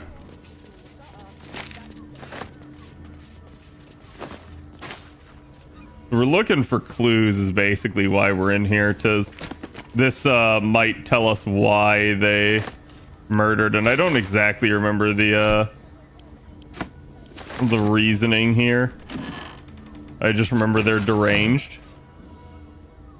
Like again, this is this dude's room, and he's got like chains and like hammers. So it's just straight up a case of like, you know, the guy was up to no good. Or at best just had some really, really, really weird tastes. More for me.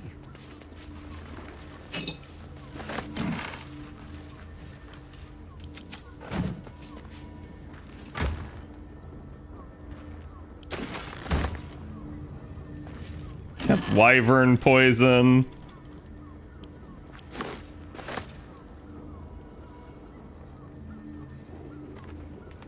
Swarthy Wayfarer in green?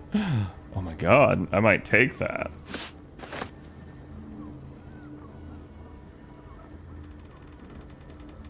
I don't know why this is just like so much better looking than this one.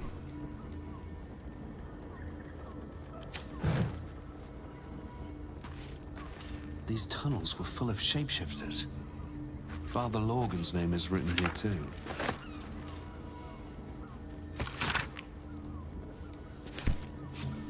So that's the list of people to kill.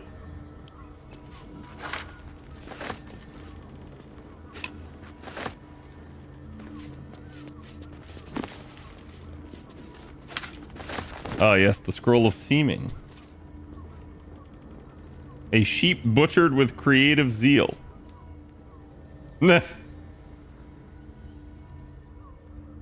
Alright, so now Oh, but chat, if I solve the murders, doesn't it like put me in I think I get kidnapped, don't I?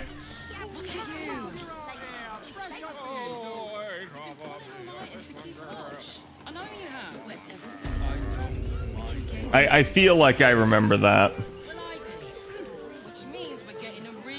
Someone does, yes. You deserve to cut loose. Varian does this thing with her whip where you're on all fours and... Wait, that was clearly the narrator's voice. Such a prude. Birthday boy's just nervous, but don't worry. Yeah, and I think I gotta fight my way out of it, so I need to not solve that yet. Let's go up in Charessa's Caress. Because I need to investigate the librarian. Was that human boy playing his acoustic version of High House of Wonder? Monsieur Chaper.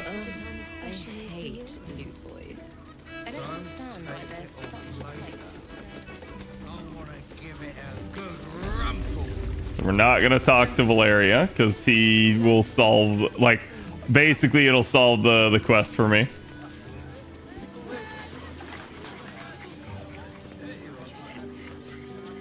You're in safe hands. No, not I know Orin kidnapped someone. She's in my case it was Lae'zel, which I find hilarious. Also, in my first game, I believe it was, maybe it was Lae'zel again, but I could have sworn it was like Minthara, or not Minthara, Halsam.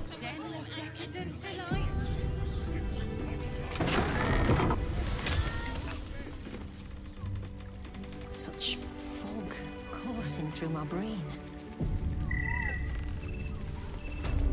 Look at me.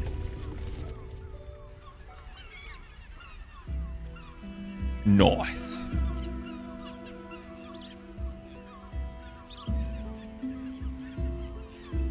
Tell me, am I beautiful?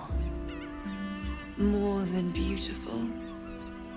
You are the aurora stretched across the north skies.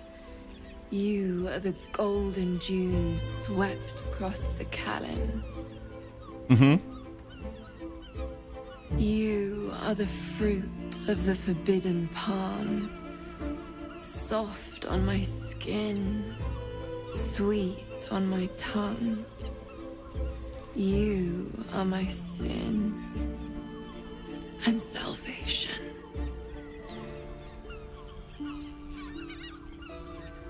Don't mind me, I'm just here to watch. Your parasite stirs, and you gaze at the nymph through the flaming fist's hungry eyes. Your muscles shiver with her longing. Your skin burns with her heat. What's wrong, Jara? What are you? Wait, I know you.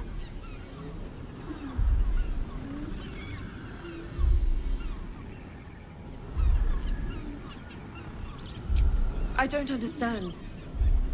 What's... Your face. The Absolute has shown me. Jara, what's going on? Who's this man?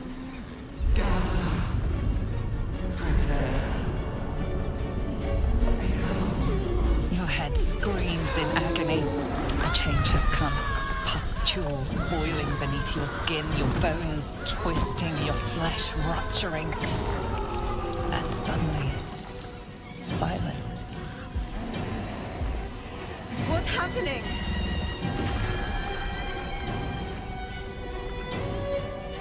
I've never seen this cutscene, really?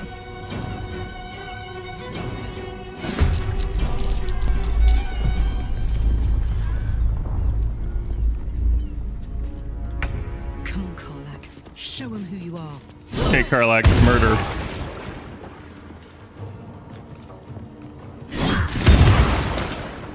Oh, damn. He fell down. Let's turn someone inside out. Yeah, turn her inside out.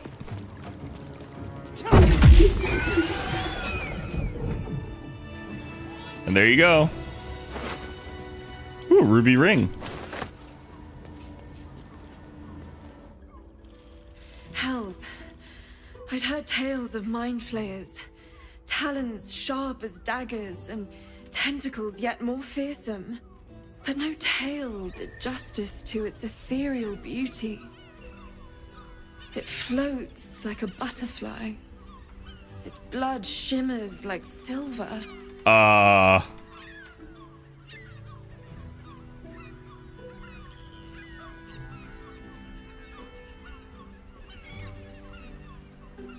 They're indeed beautiful and most lethal. Is it not in the Illithid's barbarity that we find its splendor? Your eyes are no less monstrous, I assure you. Well, yeah, that's A because lesser woman might I'm be part frightened, Ithilid. but I am no lesser woman. Her gaze intensifies. Your breath quickens and your heart skips a beat. The woman's senses are heightened and her fire stoked. The mind flayer is no mere curiosity, but an object of desire.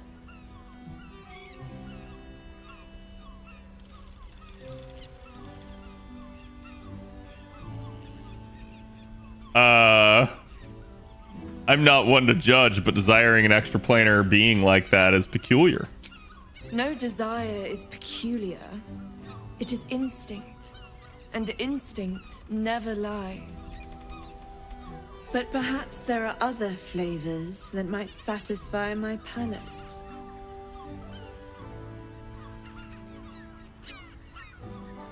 You know what, chat? Maybe we are Sigma. Maybe, just maybe, we're not interested in sex. Not sex. Something far more intoxicating. Rapture. Close your eyes and listen.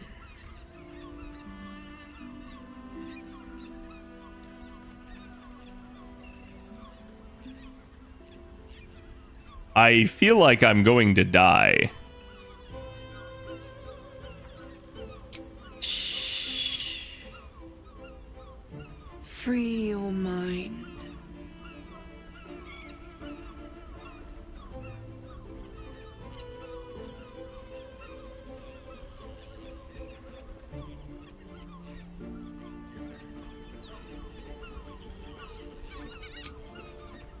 You see only darkness. Her voice shines through it, warmer than the sun, yet cooler than night. The all-being. Here, there is no suffering. Here, you want for nothing. Here, you are anything. You were going to say You have nothing. one word. Tell me, what will you be? Rich. You are more than rich. You are the picture of luxury. Your nakedness cloaked in the robes of thrice-combed silk, woven with silver and golden threads. 13 castles, each encircled by 13 fertile gardens. Platinum coins spill forth from 13 and 30 coffers.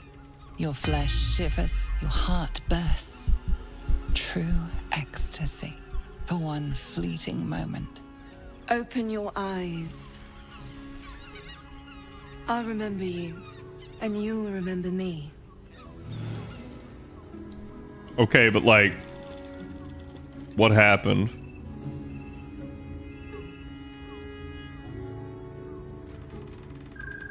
Damn, that sucks, because I am quite literally going to go long rest.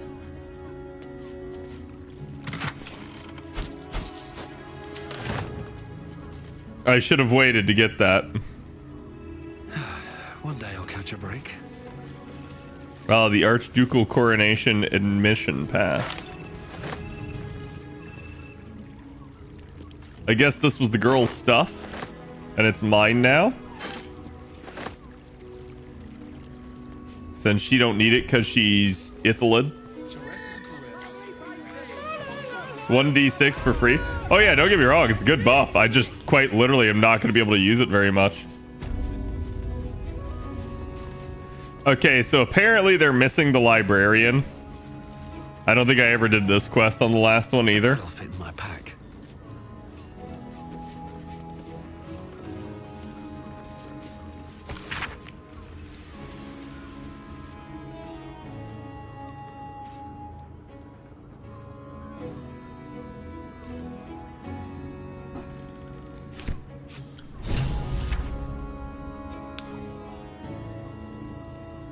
Dog collar.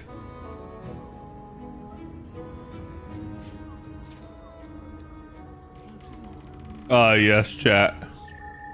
The true Sigma male sleeping pose.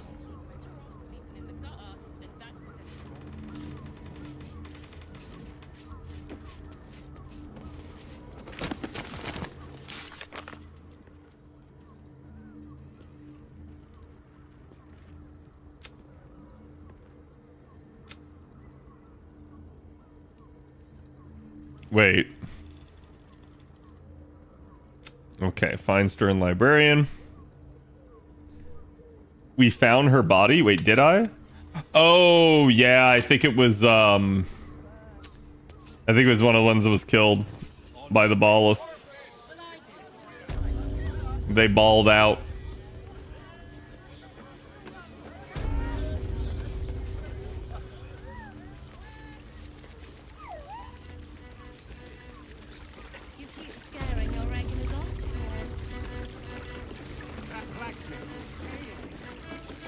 Oh, Cure the cat. No problem, Katana. Pleasure's mine, sweeting. Murdered! Ye gods, the poor thing! Oh, by the mother of cats, I pray she didn't suffer.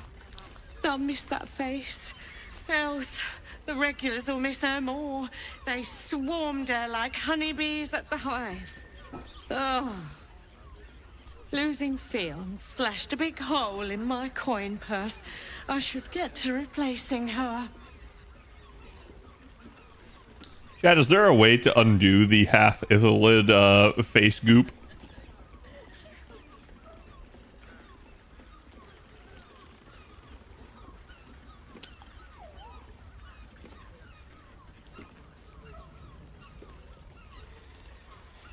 Sweeting, this is Baldur's Gate. I've seen more murders than a butcher's right eye. There'll be time for tears. Cruel as it is, I must turn my mind to business, or, more precisely, the lack of it. I have little coin, but I offer sin in abundance. Talk with the Drow twins in the tap room. They're legends among the regulars, almost myths. Tell them they're your gift from the Mamselle, and let them show you why. Anything else on your mind, sweetie? Wow, so she just gives you free sex. Also, there's just no way that a brothel wasn't making money back in the day. That is like the surest fucking money ever. Okay. Really don't want to do free the artists.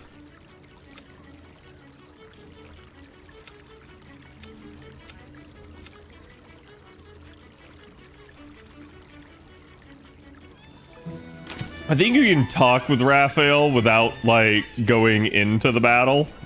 So have you claimed her reward before? Yes. In this very playthrough. It's going pretty good, Cal. How are you doing? You will when you bet the Drow. Just not like I just did it with the girl. There was no like threesome or anything like that.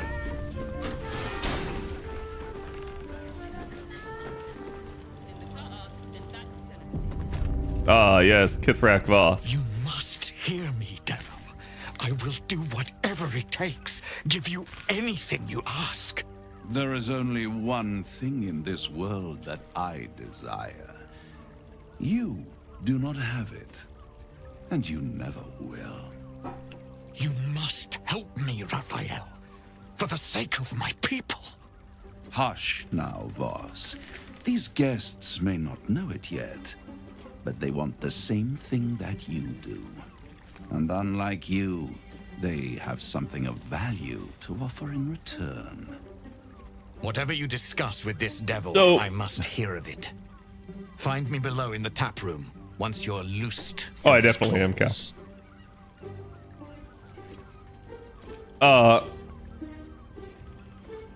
I wonder if I'm glad you came. Githyanki don't have souls. Not to my door. Not yet. But to the final reckoning. One more thing before we begin, though.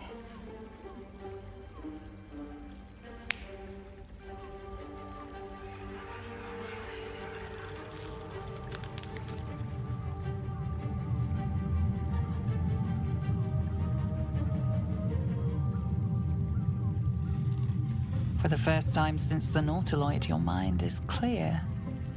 It's unsettling.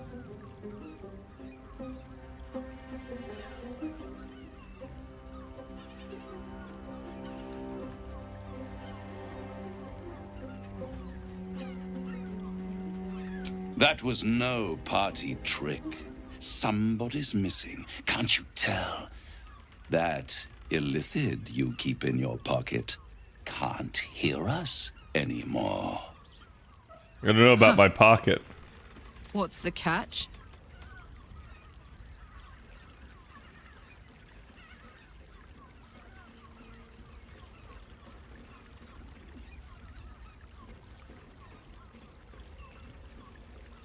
I'd ask you to be patient, but you've been patient enough.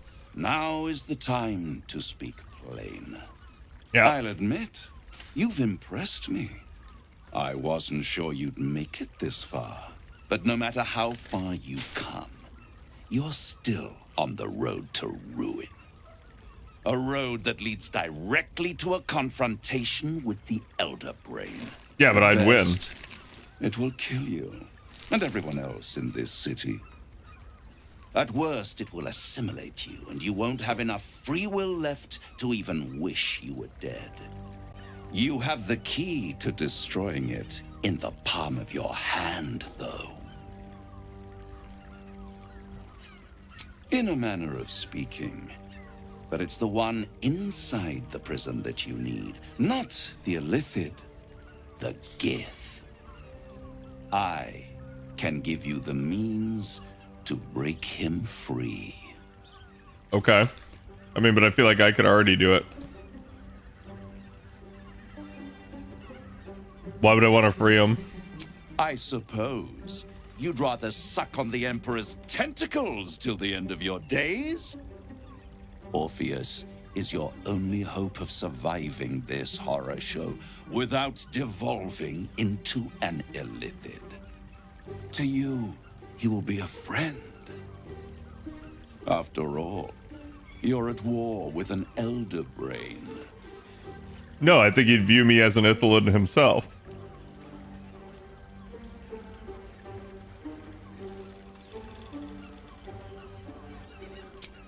If I'd realized you were so gullible, I'd have tricked you into selling your soul for a pocketful of beans when we first met. To the Emperor, you are nothing more than a beast of burden, one that will transport it to the Elder Brain.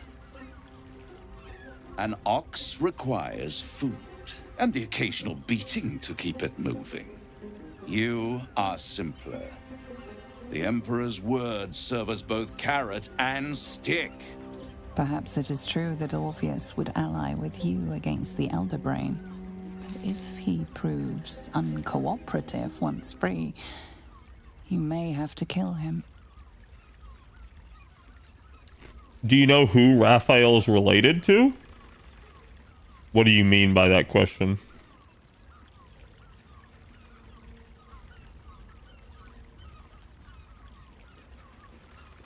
Like which devil he serves.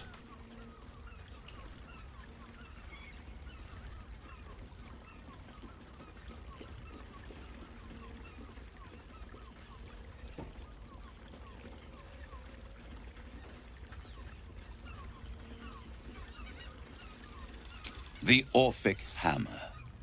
An artifact capable of shattering the chains that hold Prince Orpheus is held securely in my House of Turtle Hope, power, exactly, Jay. even now.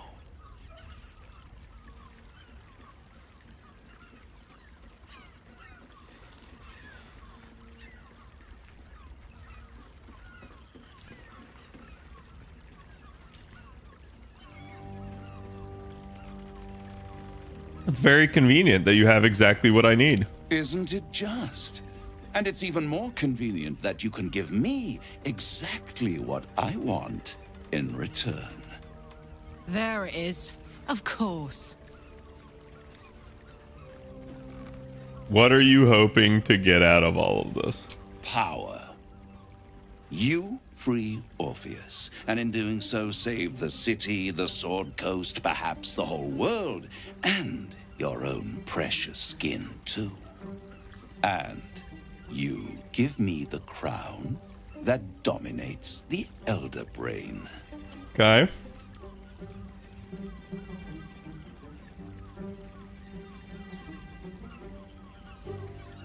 Why are you so eager? I have craved it ever since the arch-wizard Karsus created it, long centuries ago, and brought doom to the Empire of Netheril. That was the great age of humanity, and Netheril's flying sky cities were the apex of civilization. I was there the day it all fell apart. Entire cities plummeted from the sky like angels with broken wings. The screams, oh, the screams. Hundreds of thousands of people watching in horror as the ground came up to meet them. It was not a happy meeting, and Karsus was responsible. Not driven by malice, but by ambition. He forged a crown imbued with all the powers of magic. A crown that would make any who wore it a god. Men cannot contain so much power.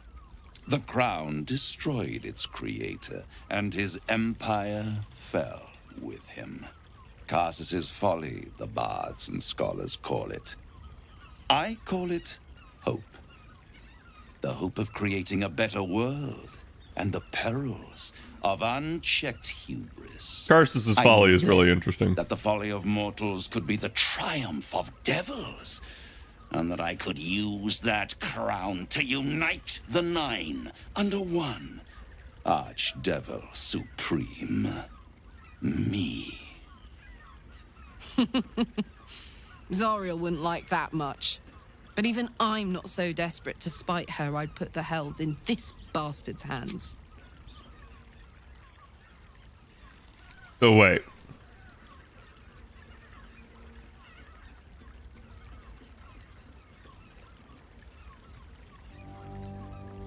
To unite the Nine under one Archdevil. There's just no fucking way. Like, the crown would do the same damn thing to him.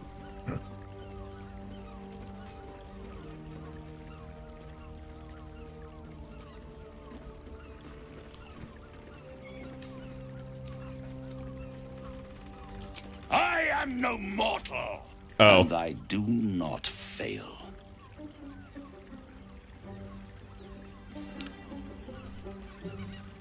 Simple questions. The archdevil Mephistopheles snatched up the crown and squirreled it away in one of his vaults.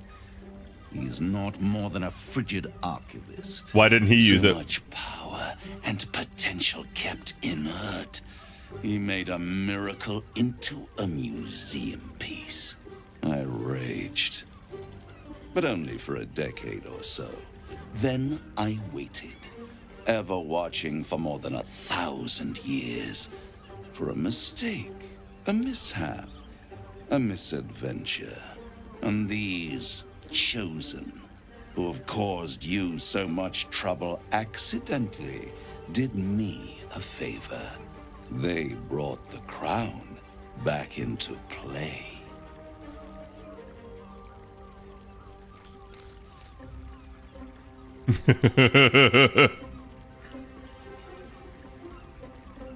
It must really annoy you. Yes, it does. Especially when I see what a bloody mess they've made of their whole scheme. They must have raided Mephistopheles' vault. Impressive, I must admit. But they'll be dead soon. If you don't kill them, the Elder Brain will. It doesn't have feelings in the way you'd understand them. But it seems rather angry. It is inevitable. When you destroy the brain, and you will because you must, the crown will be yours for the taking. And when that moment comes, you give the crown to me. In exchange, I give you the hammer now. A simple transaction, it seems, but it's more than that. He's offering you an alternative to the mind flayer in your head. Take Raphael's deal and you could free Orpheus. With Orpheus free, you would have no need to rely on the Emperor. But there's no guarantee that Orpheus would be on your side. And if you take the deal, you'll have to fulfill it. You'll have to deliver the crown of Carsus to the devil himself. He claims his ambition is to unite the Hells, but can he be trusted to stop there? Do you trust him more than you trust the Emperor?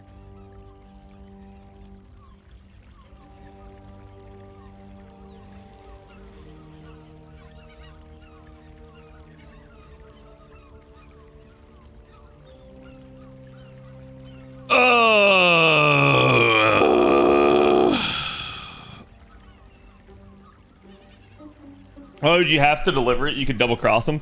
Because a deal with a devil is a binding contract, and if you do not fulfill it, you are trapped in the contract forevermore. They already displayed this to you earlier in the game. Basically, you meet another devil that Raphael has made a deal with, and the deal was for him to kill all of the Dark Justiciars for Shar. The last Dark Justiciar split himself into many different rats, aided by Raphael himself.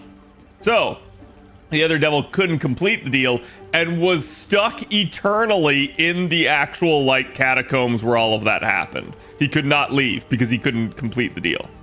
So he was immortal and basically stuck.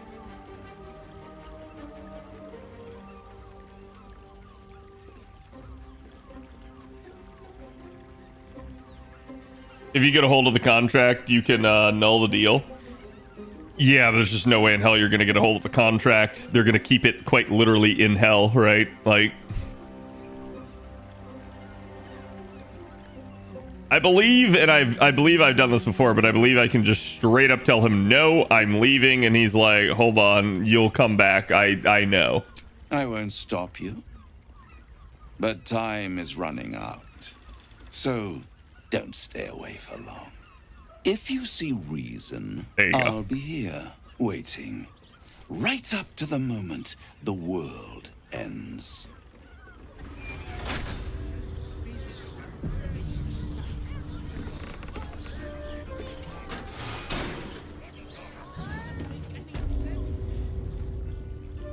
Now, I don't remember if there's anything out here.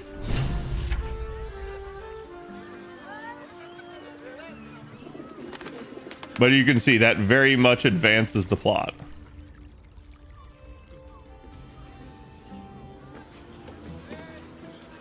There you are. I thought I'd lost you. Something was blocking me from hearing your thoughts. Raphael.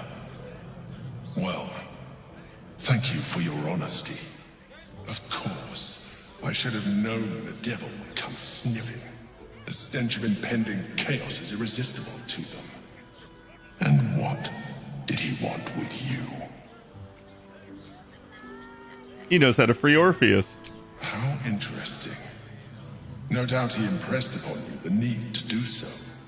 And what did he want in return for this knowledge?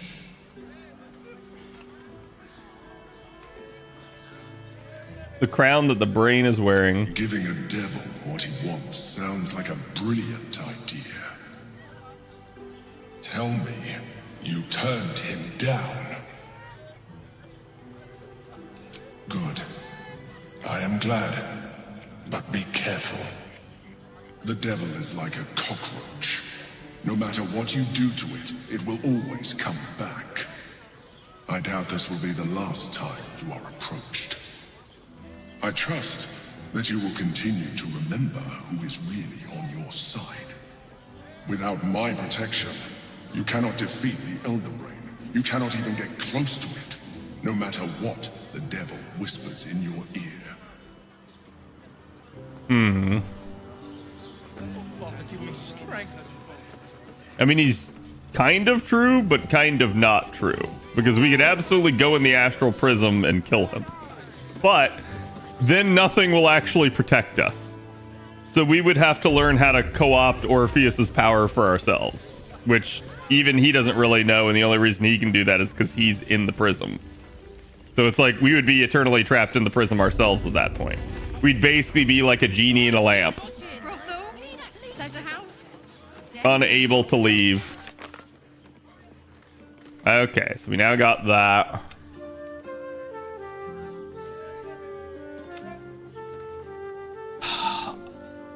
I don't want to progress the Steel Watch storyline because that puts me in the stupid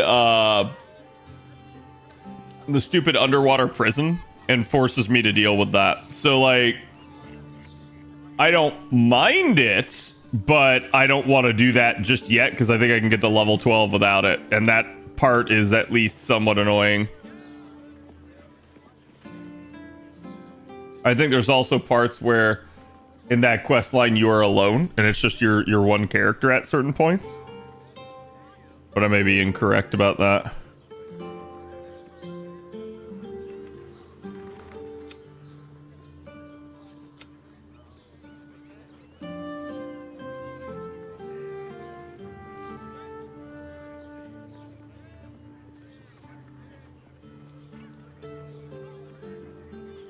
See, I don't know how you actually get to the Hells outside of agreeing to his deal.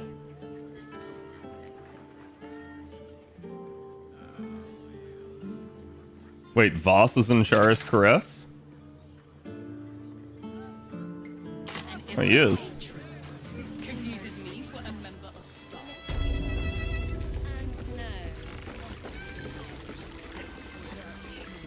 Oh god, I walked right by him. Tell me you took the devil's deal. Tell me you will free Gith's heir.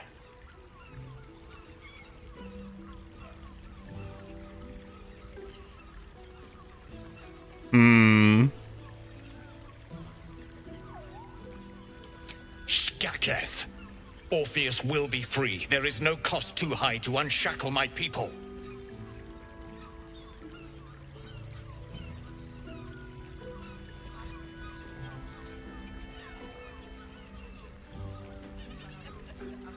See, and I've never understood this, chat. Why can't we defeat the Nether Brain and then free Orpheus? Like, because then you don't need his protection. Then you're good. Just free him after. Like, I've always found that a little bit odd that was not a choice. No more than Vlaakith will sow in Tunarath and beyond. No more than the Geich will sow across every plain. There is nothing I won't do, nothing I won't give to free Orpheus from the prism. The marks I bear are proof enough of that. But you are the one who carries the astral prism. You are the one who must free the prince. Find a way to retrieve the hammer and free Orpheus from the prism. I will assemble his remaining honor guard and plan our next actions. Together, we will yet free the true heir of Gith's blessed empire. He will free us from Vlaakith and lead our Kithraki against the Geich. Istik, I will wait in the underground. Seek me when you have the hammer in hand. Hey, totally just defeat a devil for me.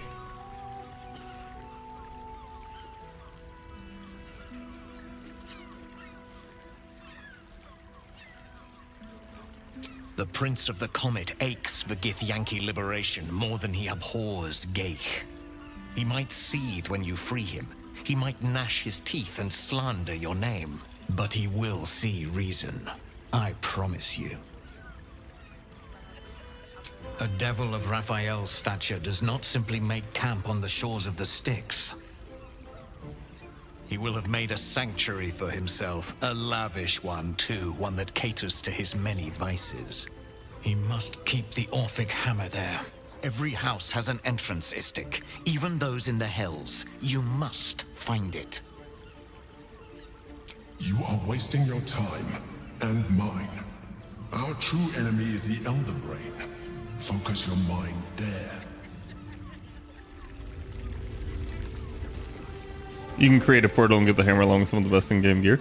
Yeah, I don't remember where you actually go to do that. Like, because I guess I never advanced the quest far enough to realize. But that was always a thing, is that, like, I rejected him on the first time around, and it just, like, never came up. I beat the game without ever, like, dealing with Raphael again. So that's why I was like, huh? I don't really understand.